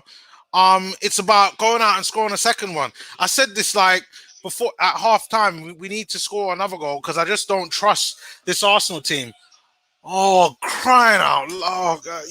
All right, he takes off Saka, brings on Odegaard. I don't know what he's thinking right now.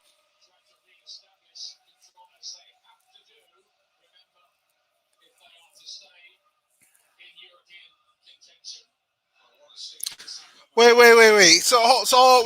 Okay, so Arsenal fans, all right, 101 crew. We need a goal, and he brings on Odegaard as though like Odegaard.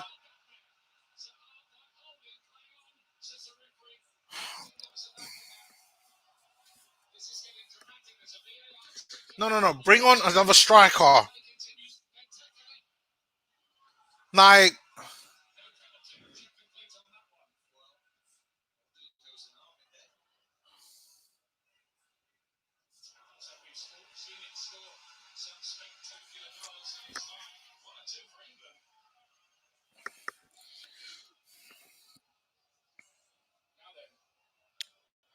West Ham game is kicked off, still 0-0. In that game, I think it's about 10 minutes in.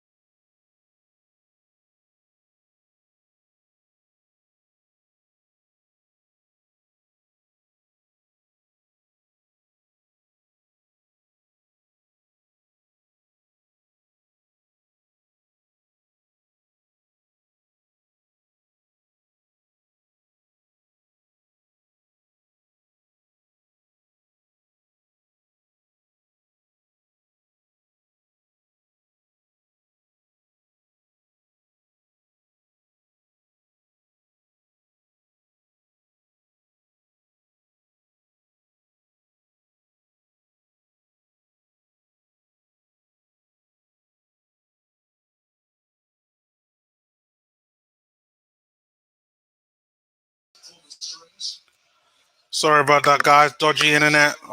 Virgin Media.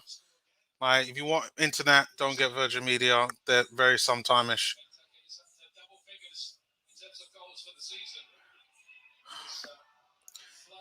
Yep, just heard the news. West Ham just missed the penalty. West Ham ain't losing. Like, I'm like, I, Yeah, I really don't see West Ham losing that game. See, this is the problem right now. You come onto these platforms like this, and you come with nothing but positive energy, expecting Arsenal to, put in a shift. You want to get that second goal because you know how dodgy we are, and then they don't come up and perform. We've given the ball away. Benteke's got it, but he passes it straight to Holding, and then we lose the ball again. Oh, Apollo said in the comment earlier on, Arsenal are crumbling right now, and we literally are. Oh my God. Virgin 350 vivid speed, just get an extender. I'm not in my room. Like, I am by the box. The box is 2 arms length away from me.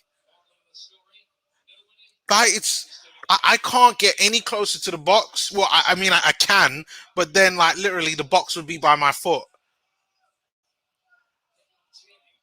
Believe me. Okay. That's something that I could do. I could get them to change the router. Yeah, because I have to admit, my internet does cut out. Even when I have an Ethernet splitter, like it'll cut out for like a minute, and then it'll be back on. Luckily enough, I'll be watching something, and it won't affect it that much. But stuff like streams affects it a lot.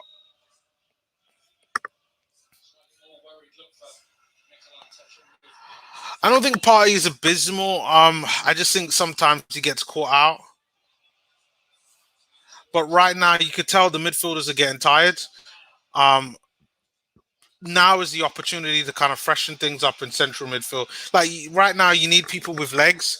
This is where I know he just brought on Odegaard, but I wouldn't have brought on Odegaard. I would have brought on Martinelli to give something for them to think about.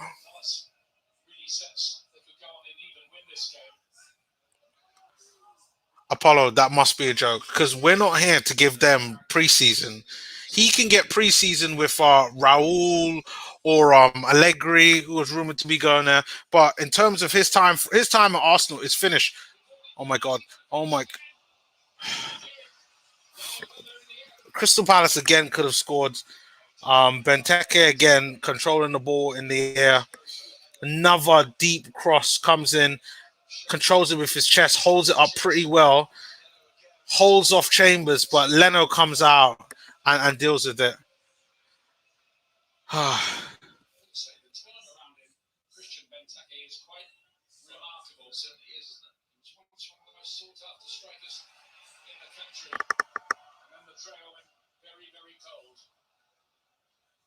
Greg G. Palace have 8 attempts on goal, three are on target. Arsenal 3 attempts, 1 on target. Arteta bought everyone. Arteta out. I can't disagree with you because the numbers are there. But this can be fixed. This can be fixed with a goal. But like it can't be like it can't be with Aubameyang right now. Like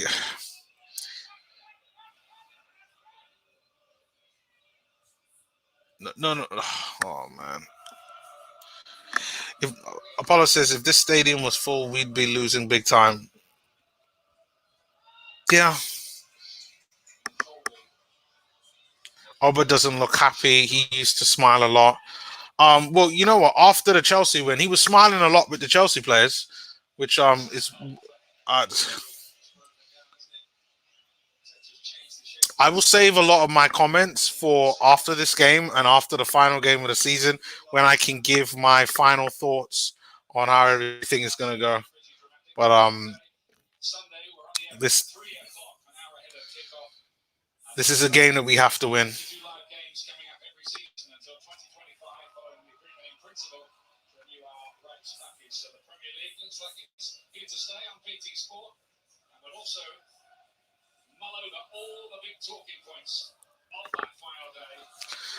Cool K says I allowed myself to the hope of somehow finishing 6 for 30 seconds before it was cruelly ripped away. Yeah, that's what Arsenal does for you. You know, Arsenal are like a girl that you like, and she just goes and cheats on you every time that she can. I mean, and then you just wonder, why is she still here? It's crazy. Come on now, do something.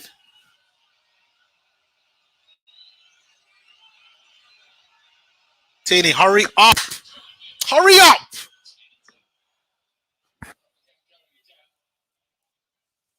Oh,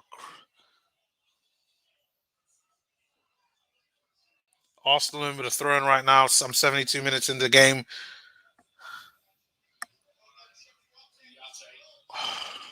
I mean, Arsenal getting out muscled off the ball now. Smith Rowe's getting bodied off the ball. We need some steel. We need some speed in here. Where is Martinelli? Like, I don't understand why you're bringing on Odegaard. We need goals. We need energy. We need someone who's gonna cause those Crystal Palace to think, you know what, we gotta watch out because they've just brought on this guy.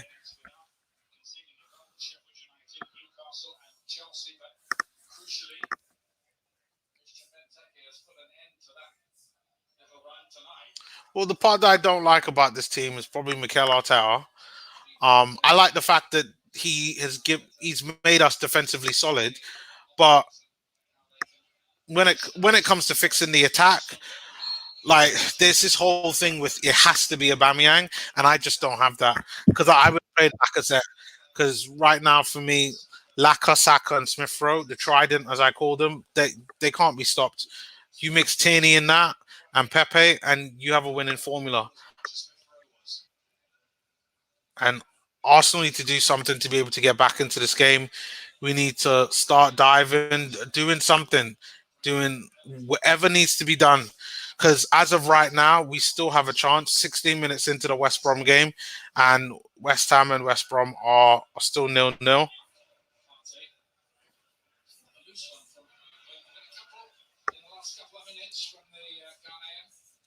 I think it's still 1-1 at your end. Yeah, still 1-1. So just make. Hey, I just need to go get my charger. My Mac's running low. Okay. I'll be back in like 2 minutes.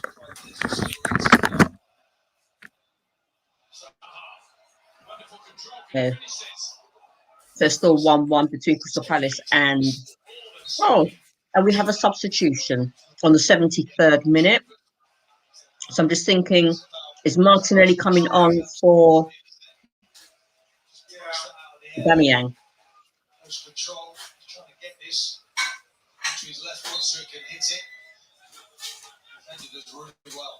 Good scuffle save by Leno against Zaha.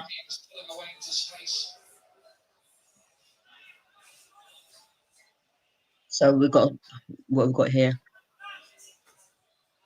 So we've got a block by Chambers, Martinelli and Xhaka are coming on, and I hope. All right, so that Smith Rowe to El Neni, Pepe down the flank, back to El Neni, Partey to Aubameyang, and that looks like, because everyone looks like an ant on this screen. Shut up. Smith Rowe, Chambers.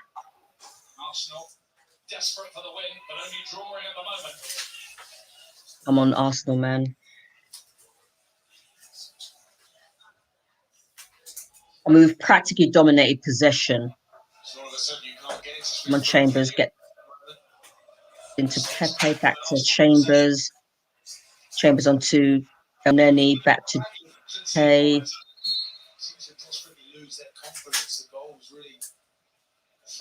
Oh dear, oh dear, oh dear. Bit of a flappy goal to Palace, but you can actually see that Palace were going to score.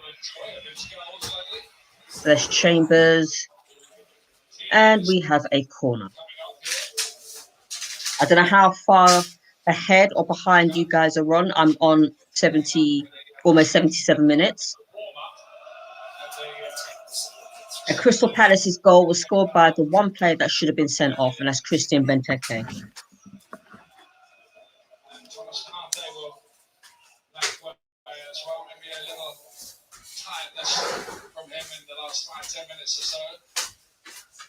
Okay, so Xhaka comes on for Tierney, which I think in this case, Xhaka is going to play left back or left wing. And Martinelli is coming on for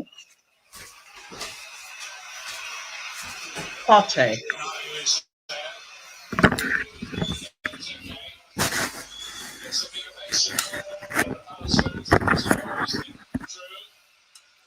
Just thinking, has Arteta done this substitution of Martinelli for Partey?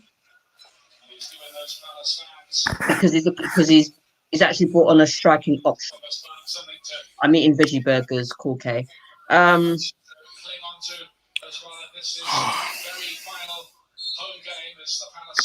not happy that Xhaka's come on for.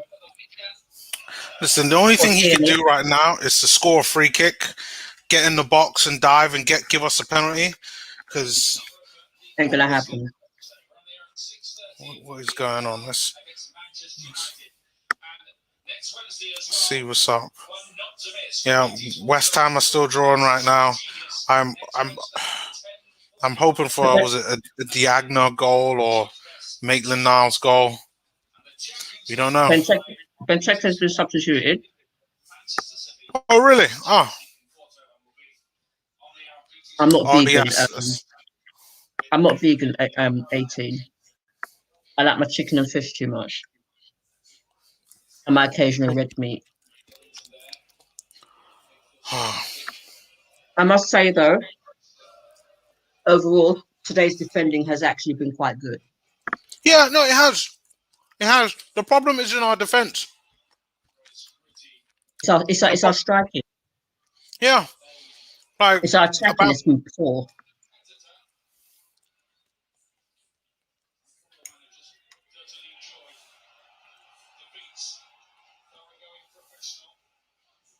Come on now, we got 10 minutes. I feel like we are trapped in a nightmare. This is insane. Yeah, because we've seen this time and time again with Arsenal. The same thing over and over again.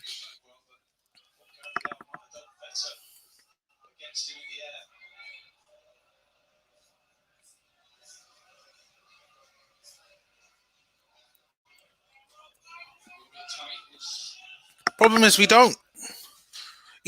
Like either the players don't feel like it or everybody waits for somebody to do it. Like in that first goal, you had Smith Rowe moving out to the right, which allowed Pepe to kind of come into midfield. But I don't see any of that movement going on. You got too many people trying to tell other people what to do, but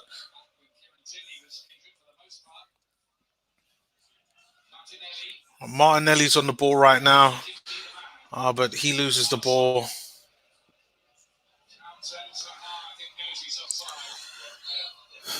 What happens? It's just, when you have a manager that offers no decent explanation as to why Martinelli hasn't been playing, you have to wonder what is going on in Arteta's head. I don't know. I really don't.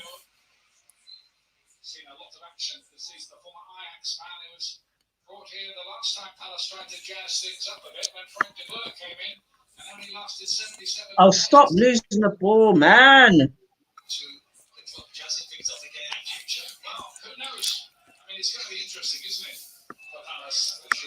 The offside, Zaha. Oh.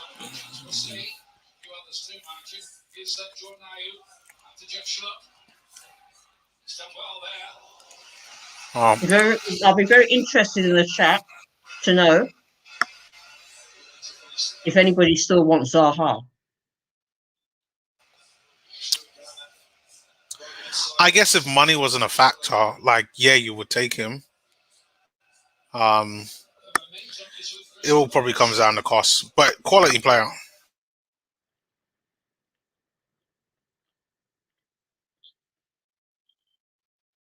But he's not worth 80 million. Sorry, but he's not. Arsenal almost concede again. I'm telling you, man of the match is Leno. Thanks, Oh my, man. You need to watch Jesus Christ. it again. Oh, um, and Arsenal on the counter attack, and Aubameyang almost score. Oh,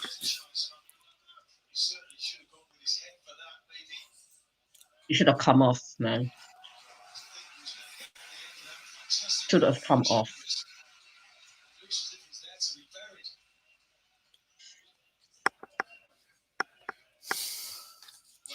When you're man of the match or woman of the match is your goalkeeper. that's not good. It's not good at all. But for me, like Leno's been our best player. He's kept us in this game. Had some really good saves.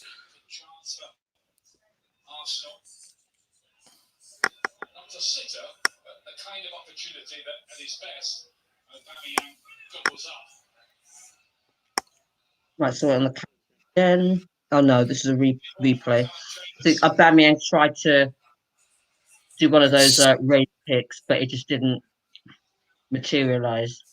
Yeah.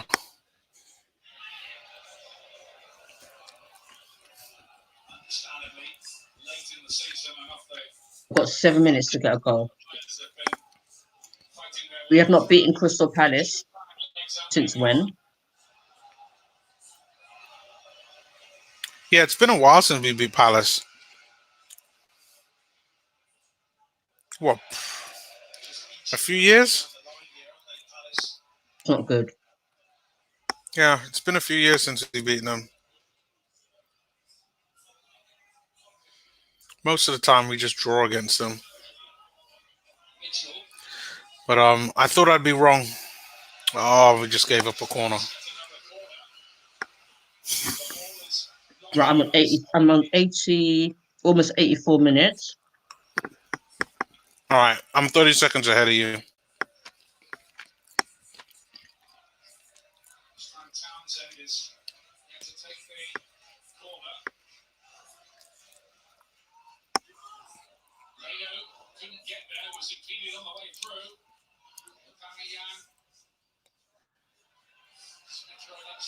Arteta does make some sloppy passes, but I like the fact that he actually attempts to play the ball forward.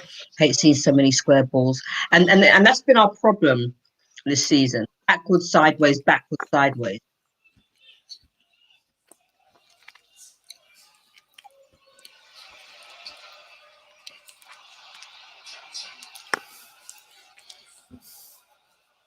But whatever happens in the summer, there needs to be what's that?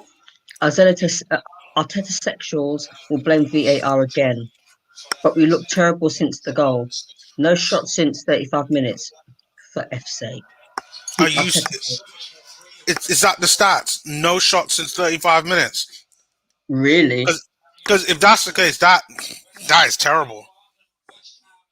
Oh, West Brom are up. Come on, Arsenal. West Brom. Suchek on goal. West Brom up 1-0. If Arsenal don't win this, it's all their fault. I wish O'Neill would stop getting caught out with the ball, man. You've been playing so well.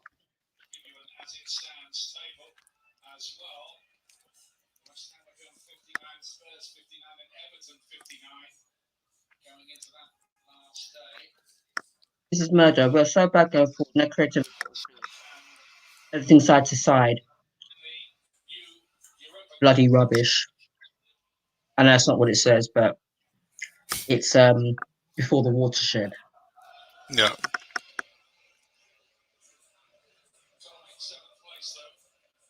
I think West Ham will get back in it.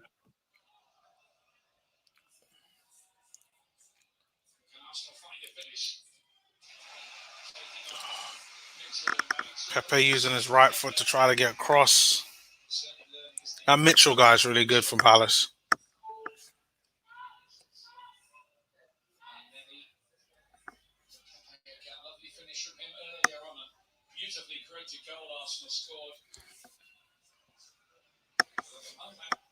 Jetting for a while. I had to jet for a while. What did I miss?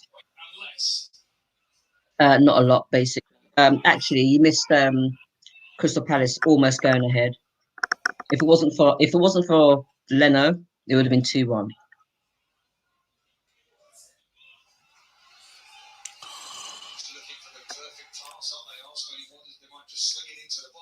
One Pepe.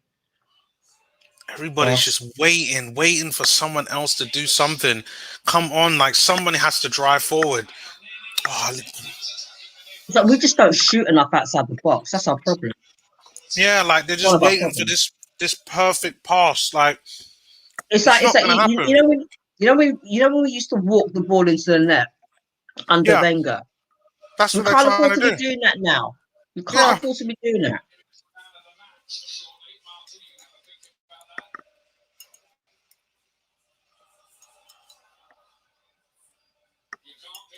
So we have an opportunity to make ground, but every time we get an opportunity, this is what happens.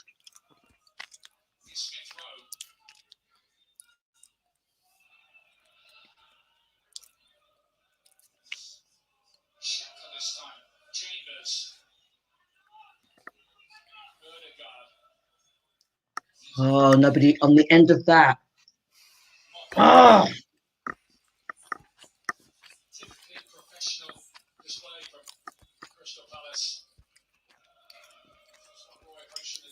one one.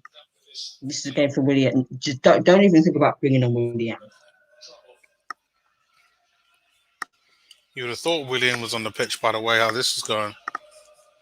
Palace is one of the best CMs in Europe coming here to get buried. One of the best finishers in the world is struggling to score. One of the best defenders in the league are turned to gash immediately. Patterns. Uh, And whose fault is that? There's only one person whose fault that is. yeah,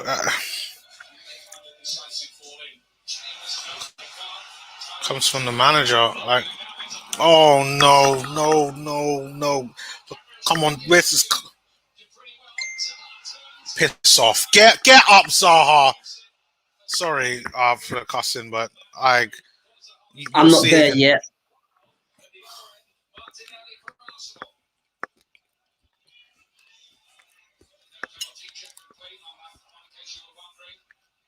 It's like they're trying to feign in. They're feigning injury to get an advantage.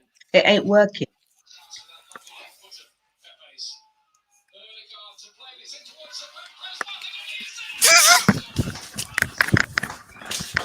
It's coming for me. It's coming. It's coming. It's coming. It's coming.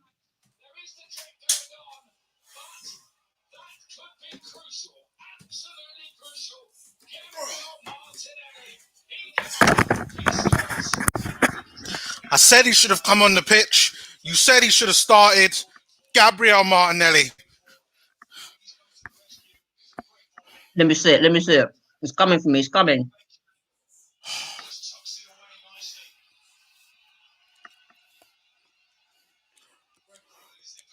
This row.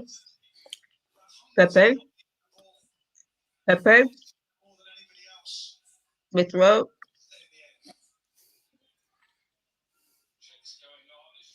Nice. Oh, get out of there, but any hand.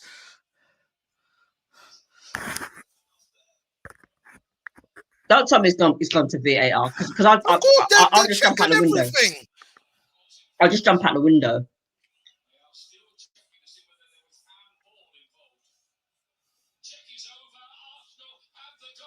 Oh, no, it's a goal. It's a goal. It's a goal.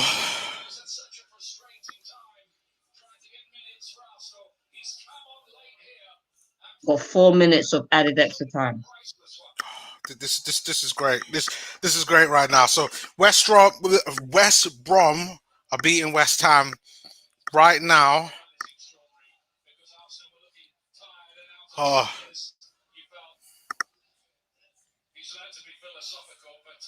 Arsenal are 9th. I mean, we got to hope for another West Ham loss. We got to hope for an Everton loss. And we got to hope for a Spurs loss. Or at least a West Ham and Spurs draw. An Everton draw. And then an Arsenal win. We do that. And then Arsenal will finish 6th. We'd finish in a Europa League spot. Oh, this season is a funny one. Overall, it's been a pretty bad season. Oh, poor old Roy Hodgson. He's red in the face. He looks like he wants to cry. It'll be tiring. If that was Roy Hodgson, I'd retire. He needs a break. To be honest, I thought that's what he was doing, was retiring, because he's in his 70s. Is he not retiring? No, from what I understand, like, he's not retiring. Okay. Which I was surprised at, but he needs to do an Alex Ferguson. Yeah, be there, but yeah, I could see him doing brilliantly for Palace upstairs.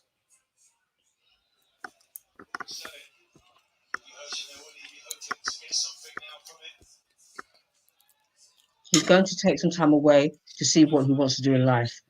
That kind of means retiring, basically. I mean, he should retire, be with his wife, go play some golf, like, relax. Yeah. Like, he's had a great career. Maybe go on holiday if you can. Take up crochet. Yeah. Just take up commentary. You still making your peas. Yeah, that's true. Andrew says Arsenal can finish no lower than 10th. Well, for me, that means that he shouldn't be sacked. At least according to what I said about a month ago. But for me, there's still massive red flags with Arteta. As I said on the Facebook page, I'm willing to give him one more chance, provided that he gets at least, and only he's injured, at least top 4 and 1 trophy. Oh my God, we've done it! We've done it! Finally, these lot have scored. It's a 2-goal difference, and Pepe does it again. Unbelievable. I mean, if you guys have heart conditions like myself, don't be an Arsenal fan, because they save everything for the last minute. It's like a film. It really is like a film. 3-1. Yeah. Brilliant goal by Pepe. For me, like, listen, Leno's been great, but that goal in itself puts Pepe as man of the match. I've yet to see the 3rd goal. Oh, sorry. I'll let you watch it. It's really good. Pepe, solo goal. Brilliant goal.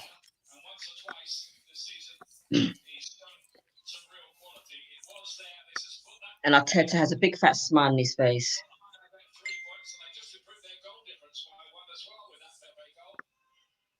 It's a great. Look at the Palace fans' face. They're like, God damn! Solo goal. So look how many players he's got around him. Solo goal. And because he's in the box, none of them really going for a challenge at risk of giving up a penalty. And the fact that they've got Cahill. Presence blood. Hey, Tony, what's up? I will say this, though. We had our big money striker in Aubameyang not scoring. You had Pepe scoring and you had Martinelli scoring. Is Martinelli going to play in the next game? Yes. Because that's what you're supposed to do. Martinelli should play in the next game. Martinelli needs to be playing a lot of next season. If we have any realistic chance, along with Saka Smith Rowe. Smith Rowe. Aziz needs to be blooded in. Balogun needs to be blooded in as well. David Luiz, I understand, is leaving at the end of the season, and I mean, this is where we oh, need Saliba now. Saliba needs to be blooded in now. Yeah. exactly. Yeah.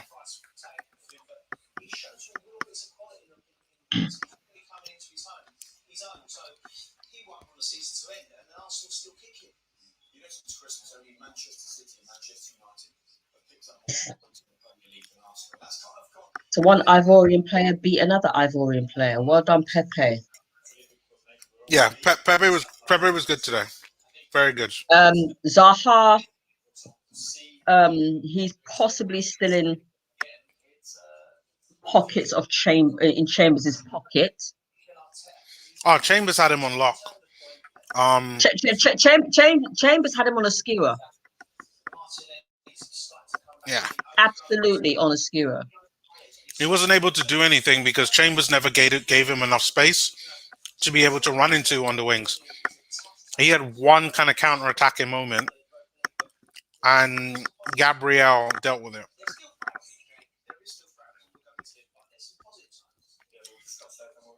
And that's it. 3-1 Arsenal at the Selhurst Park Stadium, just behind Sainsbury in Thornton Heath.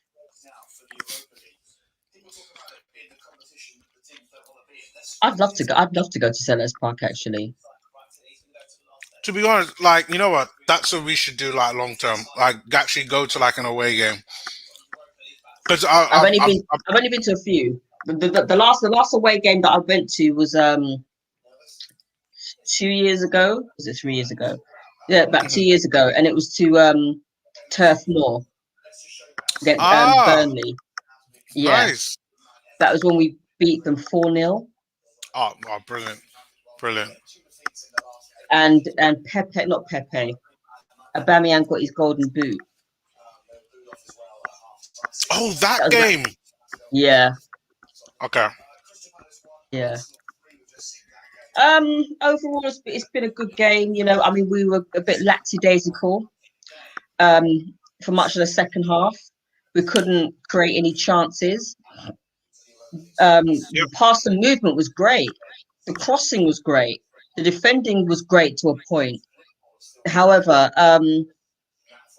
we just couldn't convert the chances, and when we did, you know, and that was because one of those goals came from a substitute. Yep. Well, the thing is, I was saying that why did he bring on Odegaard on and not Martinelli? And I was right, but also wrong, because for Martinelli's goal, the assist came from Odegaard.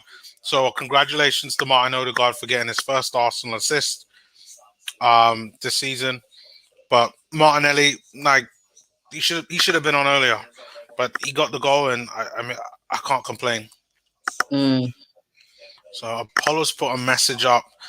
Arsenal now 1 point behind Tottenham in the league table. Yes, the Gunners host Brighton on the final day of the season, while Spurs go to Leicester.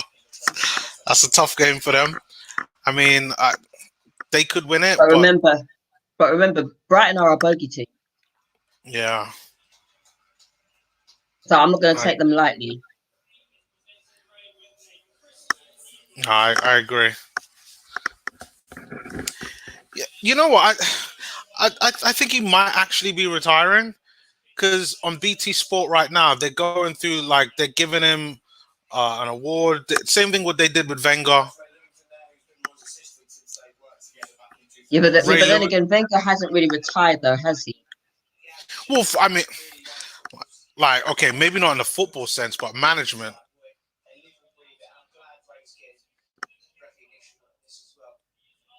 But management, I think he might.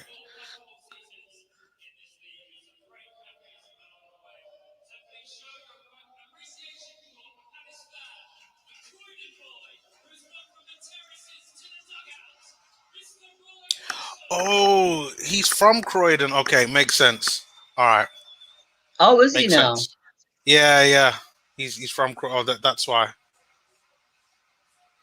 And I used to live in that borough as well, so Shoot, I went to Croydon College, so I went to um, Croydon College as well. yeah, The one in what's it what's that road called? By Brit School. yeah, yeah. No, I know what you mean. Near, is it still near Fairfield Halls, near East Croydon Y- Station? Yeah, yeah, yeah. I went to that one as well. That Yeah, building as well.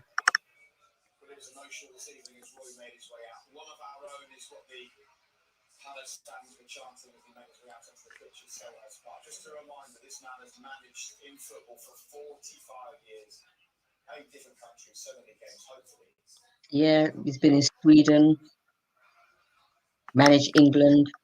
Oh, there's Pat Rice. yeah. He's in the stands as well.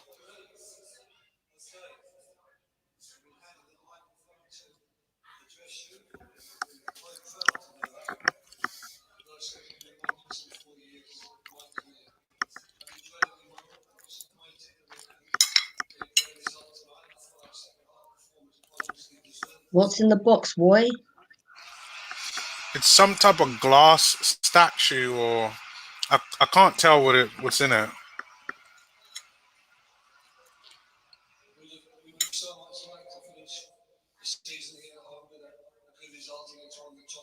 Of course you would. That's why the referee has denied Arsenal sending players off because they wanted things to go great.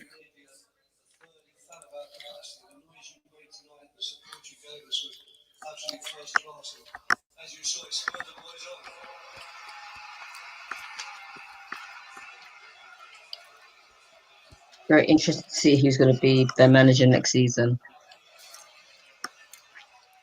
I'm hearing they might go for Lampard, but if they're smart, I was watching Talk Sport and they gave a great idea of getting Deitch in there. Sean Dyche. You think he'll Yeah. leave Burnley? If Palace give him money, because I think that's the thing. Like Burnley don't give him any money, and he always manages to keep them up. And Palace, like of course, Palace want to stay in the Premier League, but they need investment. Like you got an agent Zaha, and from what I understand, they've got 12 players whose contracts are running out. So I mean, Then you start signing up players soon. yeah, like they need major surgery. Like we're talking about like our young players and all of that. Like you can believe they're coming to Arsenal to say, can we borrow Nketiah and Nelson and as many talented youngsters as we have because they need they need help. Was it Carlito says Crystal Palace can have Arteta? I'd be more than happy to give it to them. But then like, who do we get? uh,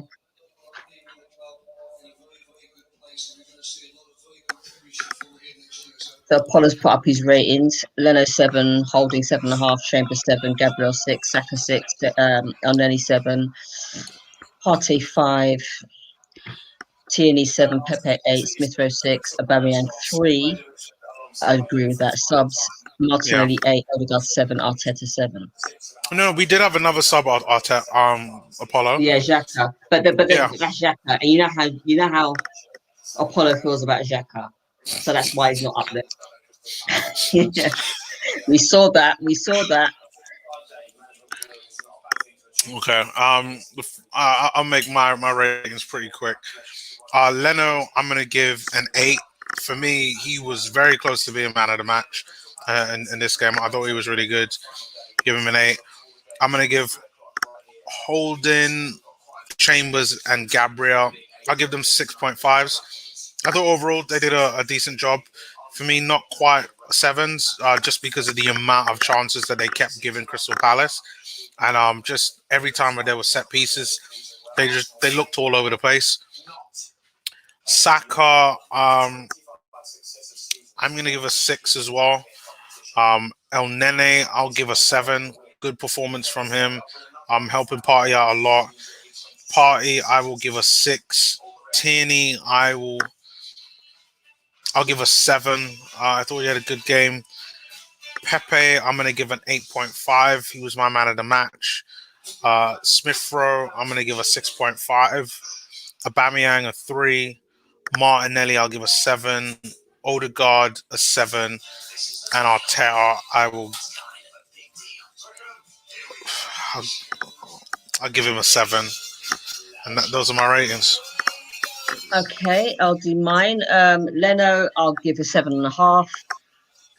He was close to being my man of the match, quite frankly. He made some really good saves. Mm. Um, and when he was called upon, he actually kind of like made his presence known. Yeah, Holding, Chambers and Gabriel, I'll give them 7s.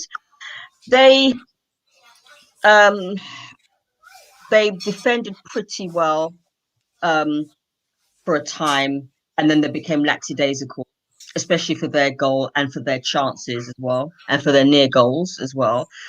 I mean, there was a point where Palace could have gone up 1-0 in the early part of the first half. yeah, exactly. Yeah, Um, so I'd give them a 7. Um, Saka, I'll give a 6.5. I mean, his presence. I mean, he made a couple of good passes, but he didn't impose as much. He yeah, wasn't as imposing as he normally is. But then again, he's allowed to have an off game. Elneny, I thought he Elneny and Partey, I'll give both a 7. I think the partnership between those two is absolutely immense. They yeah, seem to have an understanding of who is doing what, which is what I like yeah, to see. Although there were some sloppy moments from Partey. yeah. Some of his passing. Yeah, it's like some of it's just that, and but then again, El Neni, I mean, he did get caught out as well with the ball, and you can't be Yeah, doing that against any team, especially if you're in a really precarious position, and especially if you're in a position where you have a chance to pass to the player to score a goal. Um, Tierney, love the boy so much. I give him an 8. I'm not saying that because I have his name on the back of my shirt, but I just love that left side is his. yeah. He owns that left side of the flank. That's his. When he runs and you want him to cross, and that's the kind of we've missed that. We've not had a decent left back since, I don't want to say Cashley, Nacho. So I'm not saying Cashley. I'm sorry, but Oh, every time I think of Cashley, you got to I just think forgive the guy. You got no. Come on. we all now Do you we all remember when he now played know. for Chelsea? Do you remember when he played for Chelsea and he Yeah, flatly denied racism? He also left us after nearly crashing his car at the amount of money that Arsenal were ready to give him. Make him go on. Yeah, Gal Clichy as well. I forgot about him, but yeah, that left hand side is his own. I'm giving him an 8. Roach would look better. Okay. Um, Smith Rowe. I'll give a 7. Nice little. Was it him that made the assist for Pepe? It was him, wasn't it? Yeah, it was. No, yeah, it's Tierney. But still, you know, I just love the energy of Smith Rowe. yeah, yeah, You could see it's like when he's got that ball at his feet and he starts running, he is very difficult very difficult to pin down, and I love that, and that's why I'm glad he signed a new contract. yeah. Bamiyang, missing. I forgot that he was on the pitch. Um, he almost scored a goal, one of those high kick goals. But that's really about it, really. I'm going to give him a 2. Sorry, babe, but you were hardly in the game at all. Martinelli, um, the fact that he's come on, made his presence known, terrorized Crystal Palace's defense, scored a goal. I'm going to give him an 8. Odegaard Yep. wasn't on long enough for me, so I'm going to give him a standard 5. Um, and Arteta, I'll give him a 7 because I would have liked to have seen Martinelli start. I would have liked to have seen who else? I would have liked to have seen Odegaard start as well. Okay. And what else? And he's still making these very, very, very late substitutions. Sorry, but like in the last 3 games, he's made like substitutions like early. Now he's gone back to this 80-minute substitution nonsense. You But know what it I would is. have. Mm, It's like the players that we want him to play, he brings on late, but the players that we don't really, because he brought on Odegaard straight away when we conceded. Martinelli had to wait what in the 80th minute. Like nonsense. it's crazy. Like like he did well for his goal. Like he's right on BT Sport. Giving an interview now. Hold on, he's giving an interview. I didn't realize he was speaking English. Who? Martinelli. Martinelli. He's Is he yeah, speaking English? he speaks English. He's learned English now. Oh, nice. I'm not even there yet, actually. If you turn it up, turn it up.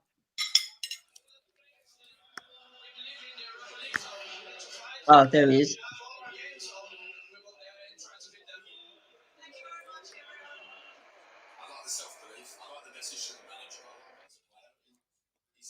Nice.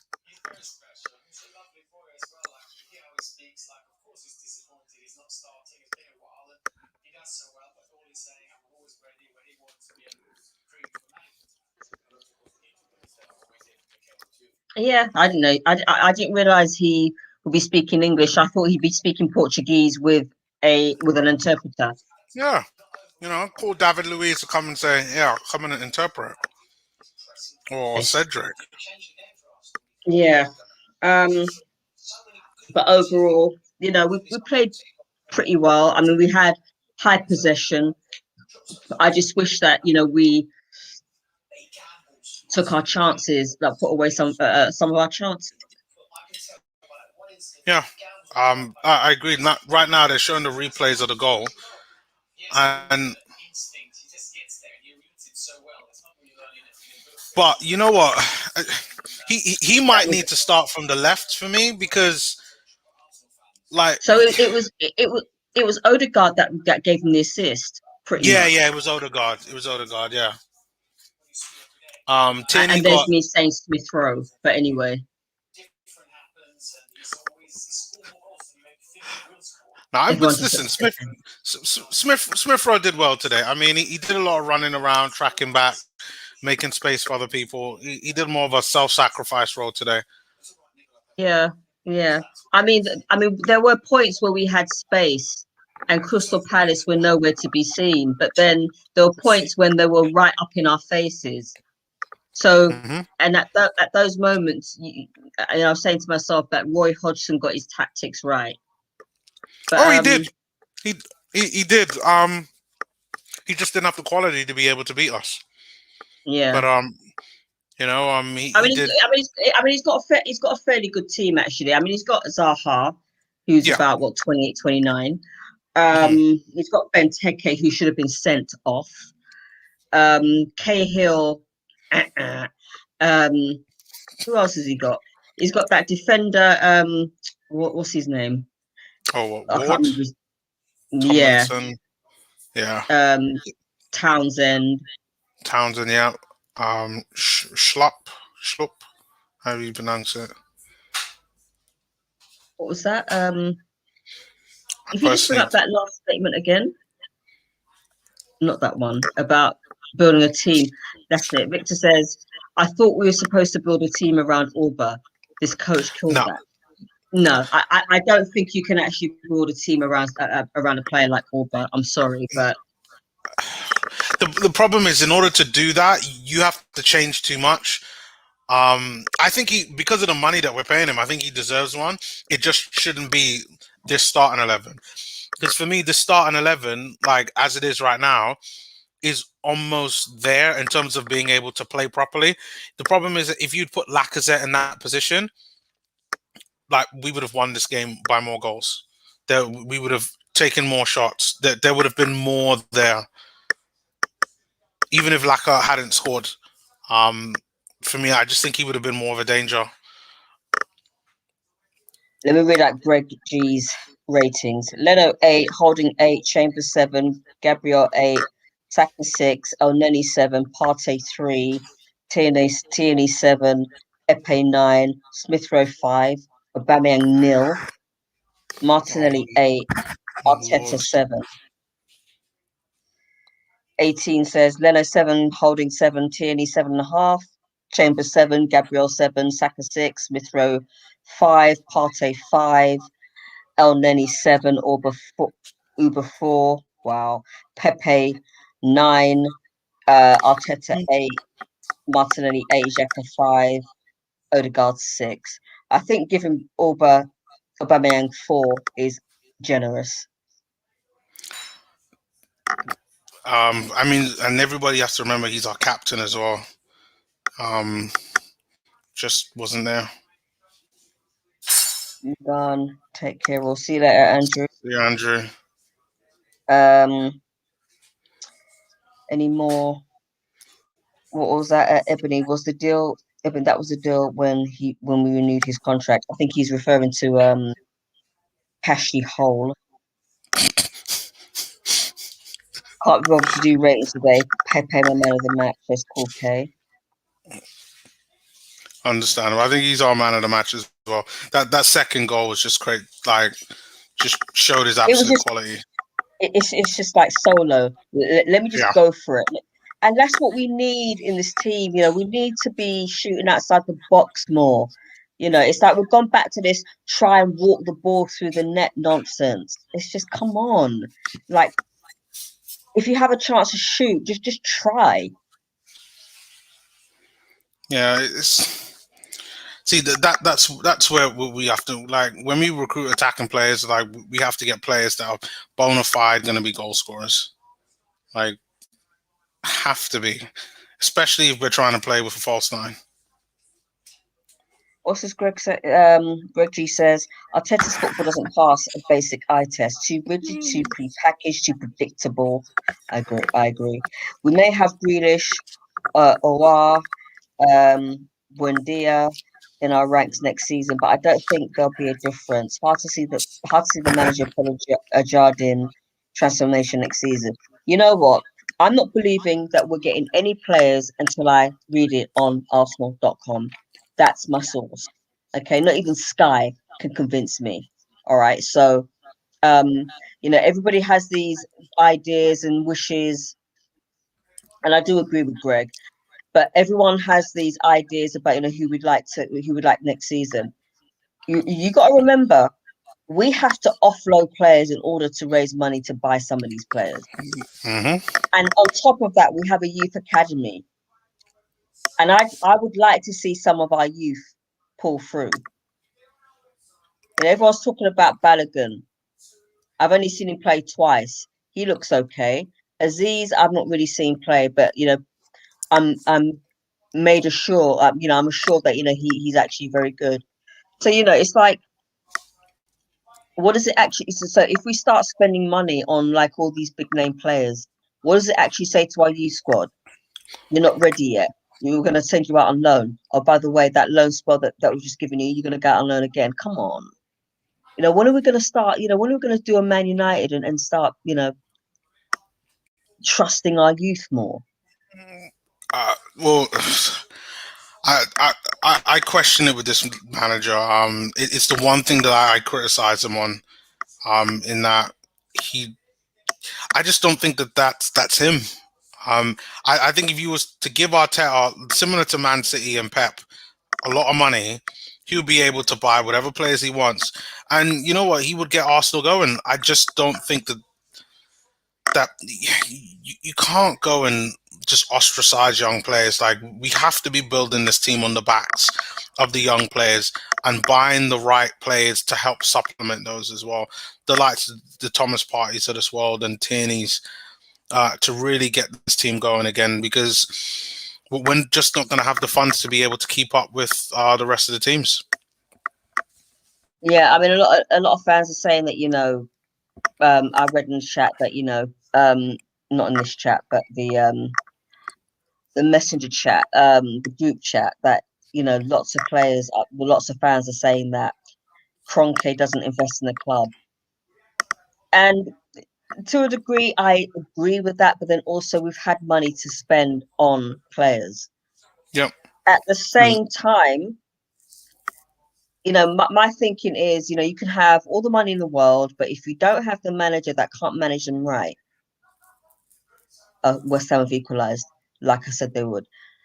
If you don't have the manager that manages them right, then it's going to be a disaster.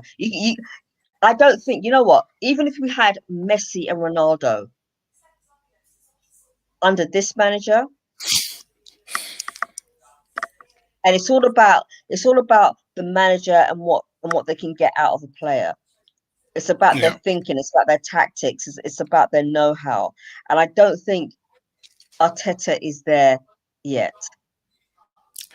Yeah, no, I agree. And I'm not sure how much that it is down to just general experience, because I think a lot of it we can see, and if we can see it, it's more so why he doesn't see it. But right now, I'm just in hope. I'm hoping that next season will be better. I'm hoping that Edudos will identify players and spend it right. You know, as an Arsenal fan, I'm not expecting to sign 50, 60 million pound players. I'll take a 5, 10 million pound player here and there if they can do the job, and I think that's the key thing. I So, think the lesson to learn as well is that mhm. Chelsea spent £72 million on a goalkeeper who's shit. Yeah, Pepper. that, Pepper. yeah, and he's still there. They're still trying to make it work with him. So, it's so spending, vast amounts of money doesn't always guarantee success. Honestly, Apollo says, honestly, Arteta doesn't deserve either Martinelli or Pepe. Okay, I can see where you're coming from with that. Well, see, this is the thing, right? In the what I just see today is that you got Pepe and Martinelli. They play like inside forwards. So the way how our system right now is set up for a target man to hold the ball up, to allow Martinelli and Pepe to come in as inside forwards and just cause damage to teams all day long. Um, like I know, Apollo, you put something up with Lacazette earlier on in the stream, but if we don't keep Lacazette, who's good at holding the ball up, we have to go up and get a striker that can do that. Um, Victor says to me, if you manage it, Arteta, in a small level, you wouldn't be able to manage it at a large level. So even if you give Arteta a blank check, he can improve. Well, you say that, but people say the opposite with Pep. If you like Pep, he's done well with everywhere he's gone. He's had money, and like Barcelona, he had Messi, but like people always say if Pep went to a smaller team, he wouldn't be able to do what he does, or like he'll have to adapt. Yes, they did talk about that at BT Sport. As a matter of fact, they've just started. I've paused my TV. They just started talking about that. In terms of form, we've got the best form so far in the Premier League. Since I think since Christmas. But Mm. so the inquest has to start in what happened in the beginning of the season. Like, what happened? Because, to be honest, that was supposed to be the good part. The end of the season and the second half of the season was supposed to be the bad part. Like, you could have put that down to tiredness, Europe, like, whatever. I don't get it. Like, what happened?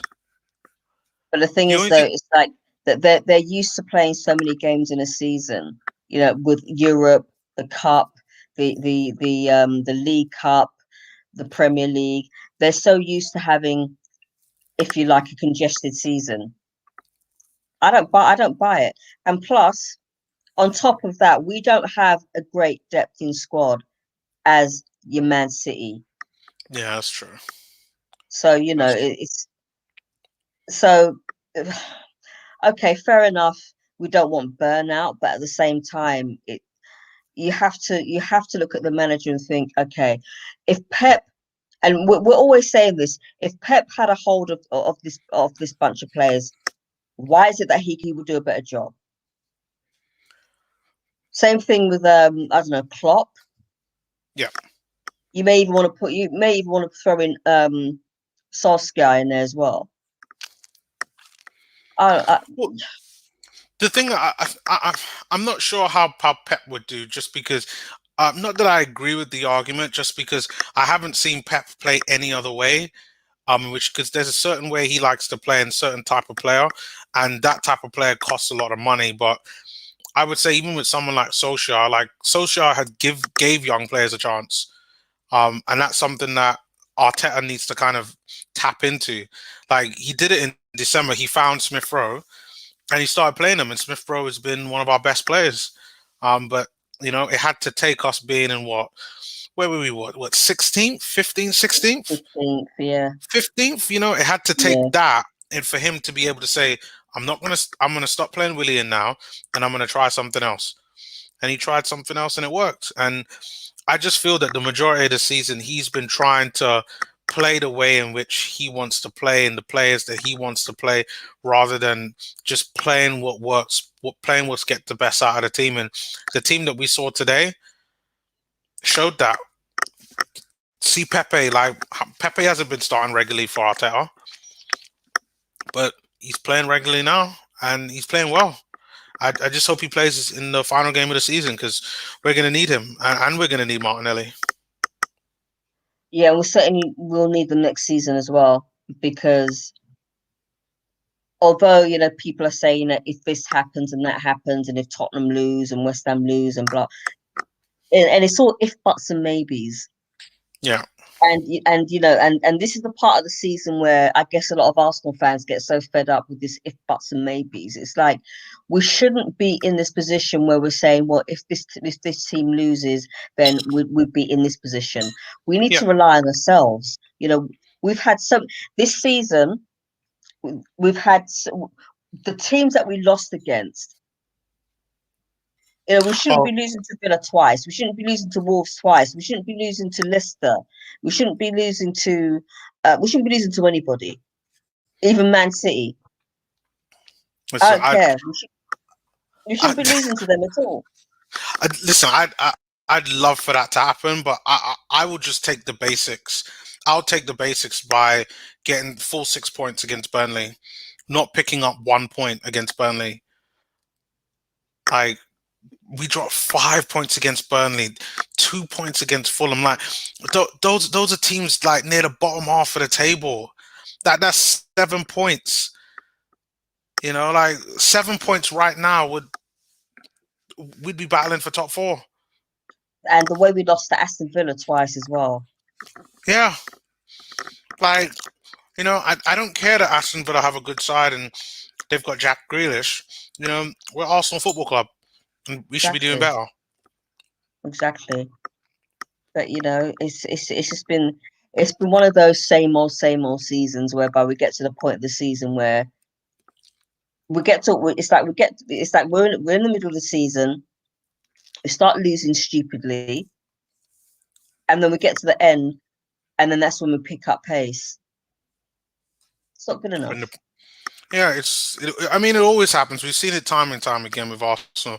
When the pressure is off, then they start to play well. Well, all I can say is that the pressure will be almost off, because we won't be having. We'll not be in Europe next season.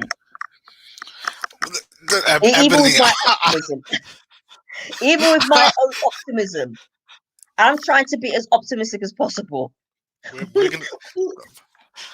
We're grounded next season. Listen, we're grounded. Tony's not going to like to hear this, but I'm going to take a line from Robbie. We're going to do this. We're going to do it. We're going to do it. We're going to do it. I hope so. And if we do manage to nick a Europa spot, I want you to all think of a forfeit for me if I'm wrong. That includes you, Naomi. If I'm wrong and we make Europa, I want you to think of a forfeit for me, and not a nasty one, please. You know me already. You know me in the group chat. You know me. I try to be as optimistic as possible. You gotta wear a Tottenham shirt or something like that.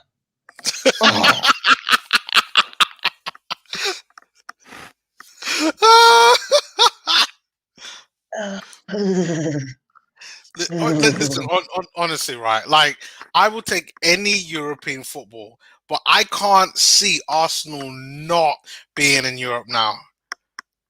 Even Intertoto. I know it doesn't exist. Does it still exist? Intertoto. No, no, no, I don't think so now. We will either be in the Intertoto. conference or we will be in the Europa League. Is I that would. is that conference nonsense Go still on. going ahead? Yeah, it's still going ahead. Whoever So finishes seventh. basically, we'll be in the competition that is Europa's cousin twice removed. Yeah. And if you win the conference, you qualify for the Europa League. Oh my God, what a palaver. No, listen, all of that is to stop English teams from dominating the Europa League. So that you only have two English teams in the Europa League when you get to like the last 32 and last 18. That's all it is. And you know what? I get it. So But basically, so we'll be playing some teams from, I don't know, Azerbaijan. yeah, we're going to be playing some crap teams if we're in the conference. We're going to be playing some really crap teams. But the finalists will probably be like, oh God, like we'll probably be like a Villarreal. Will probably end up being like a final on that type of level. Well, we're going to end up playing teams that are decent teams later on, but shouldn't be on Arsenal's level. Well, I So see in Apollo. order, Lady Boys, the team that beats Spain. Yeah, I yeah, think, yeah. We're yeah, going to end up facing I them. remember that team. I remember that team, Lady Boys, or something. Were they called Lady Boys or something similar? Yeah, yeah. That's the level of teams we're going to be facing. Or what's that team that everybody took the Mickey out of? Genk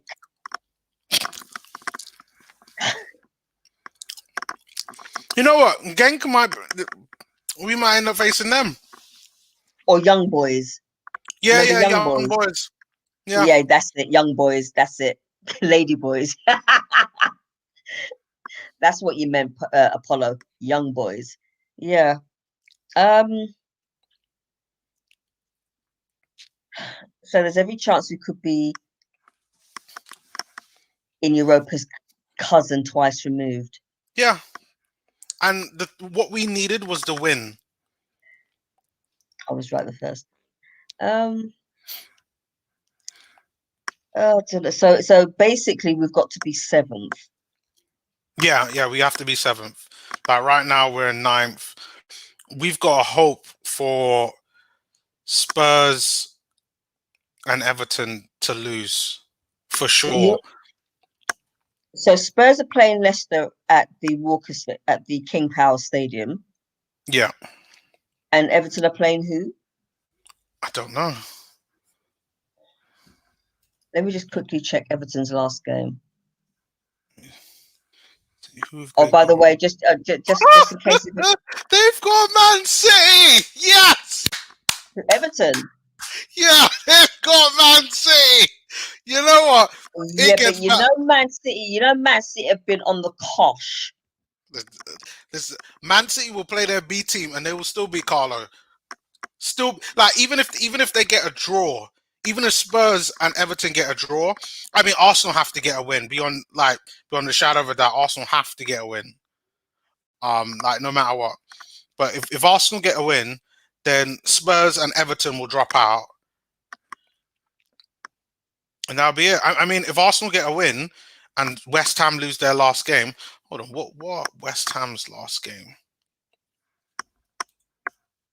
West Ham did who they play? They're playing Wolves tonight, aren't they?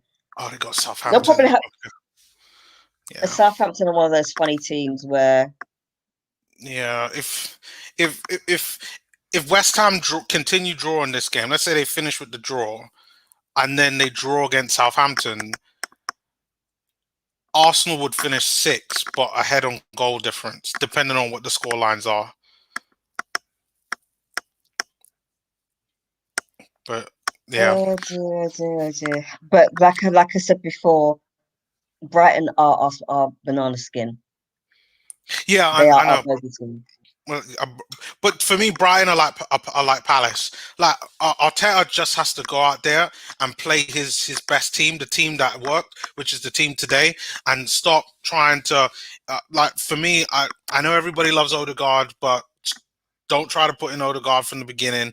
Keep this same team as it is right now. Change Aubameyang for Martinelli, Or um, Laka. or Laka. And Yeah. I honestly would have full confidence that this team will beat Brighton. Too much quality. I mean, who we got to worry about? Was it Morpay and Danny Welbeck? Yeah, And man. Dunk. Dunk. Well, Dunk. Dunk is gonna get slammed on You Sunday. reckon? Yeah. You reckon? Yep. Yeah, but it's Like Sunday. Yeah, Sunday already is the last game. Damn. yeah, I didn't realize Oh it was this Sunday. yeah, it's this Sunday, which is 3 days' time.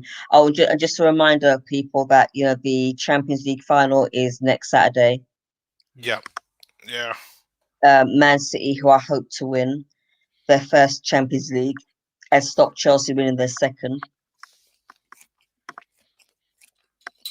I So, hope and City I win it. think Man City will win it. I think it's their time. It really is their time.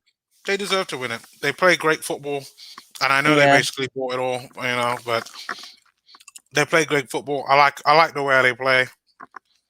Why shouldn't they and they've win got it? the manager. They've got the right manager to actually lead them to it. So, Yeah, um, and and Pep hasn't lost the final.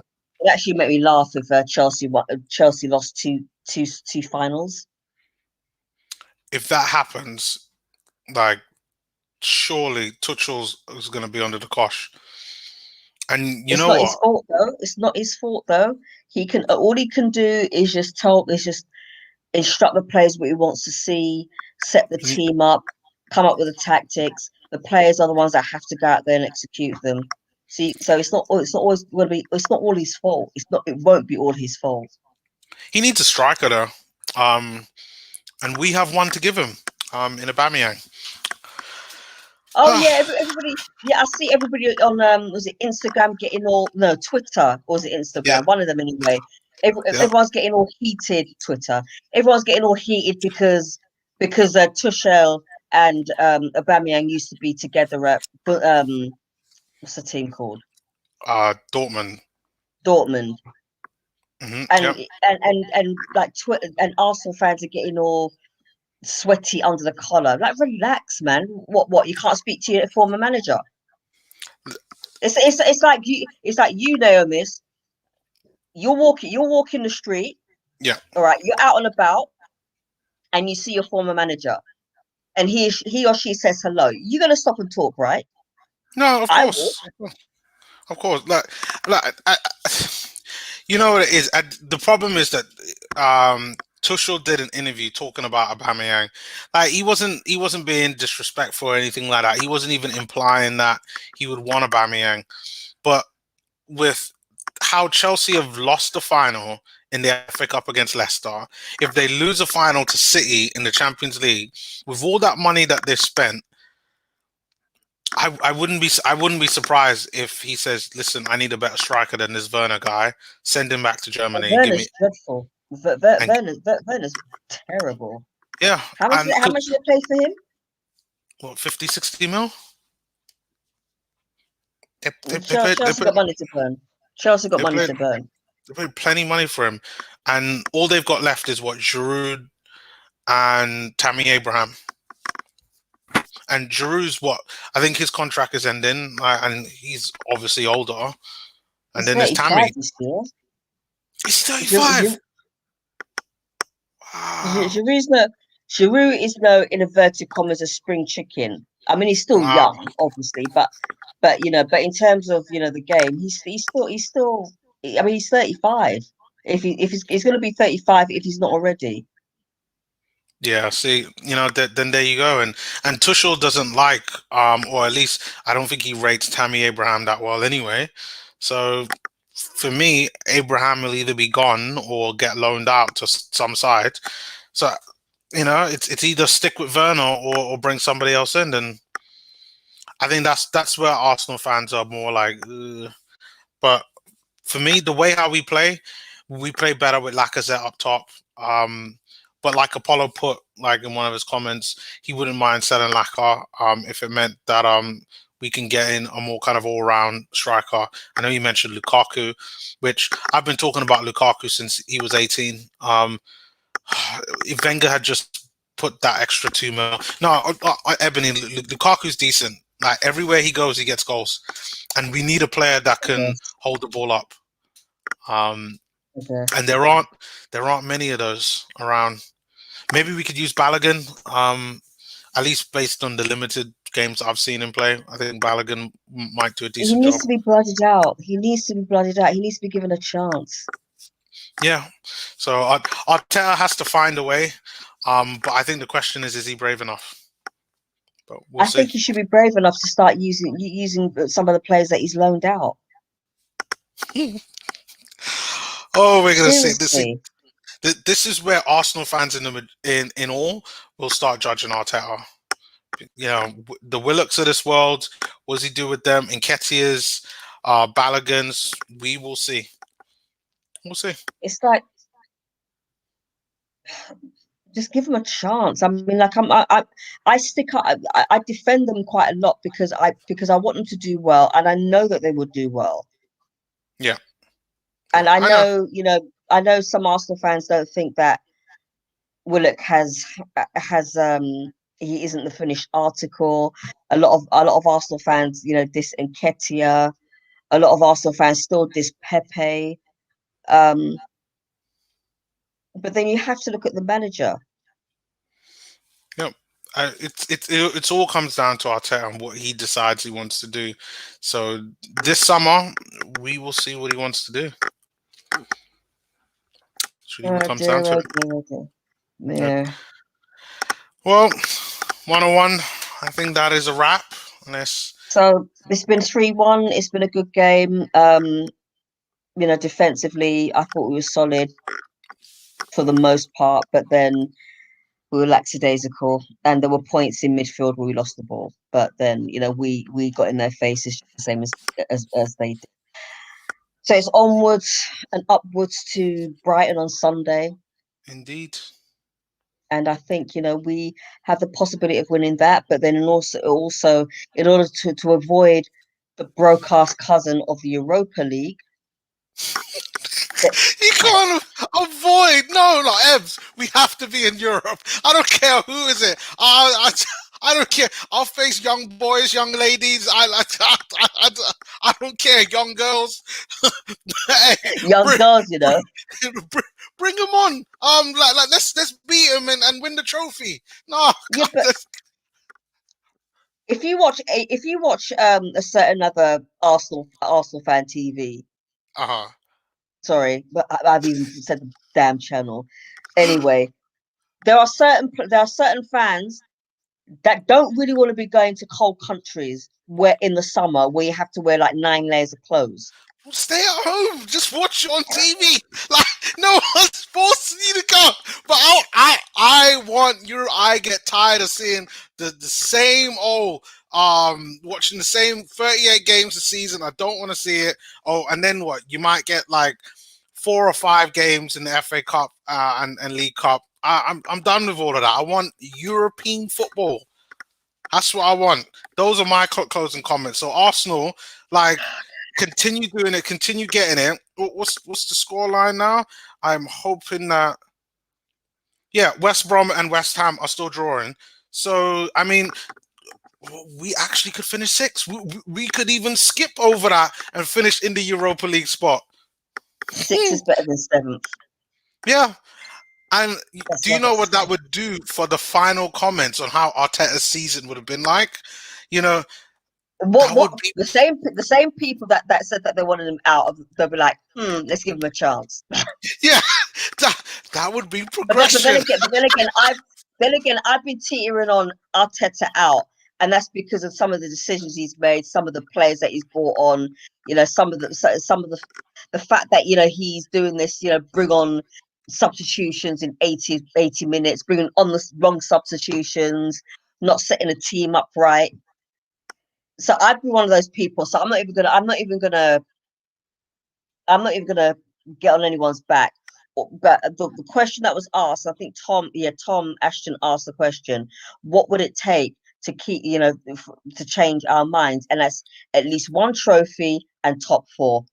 Bare minimum is top four. That's the bare minimum.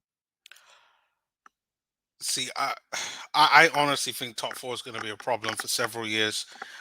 Just because you look at the top four right now, Liverpool are in the top four. They're beating Burnley.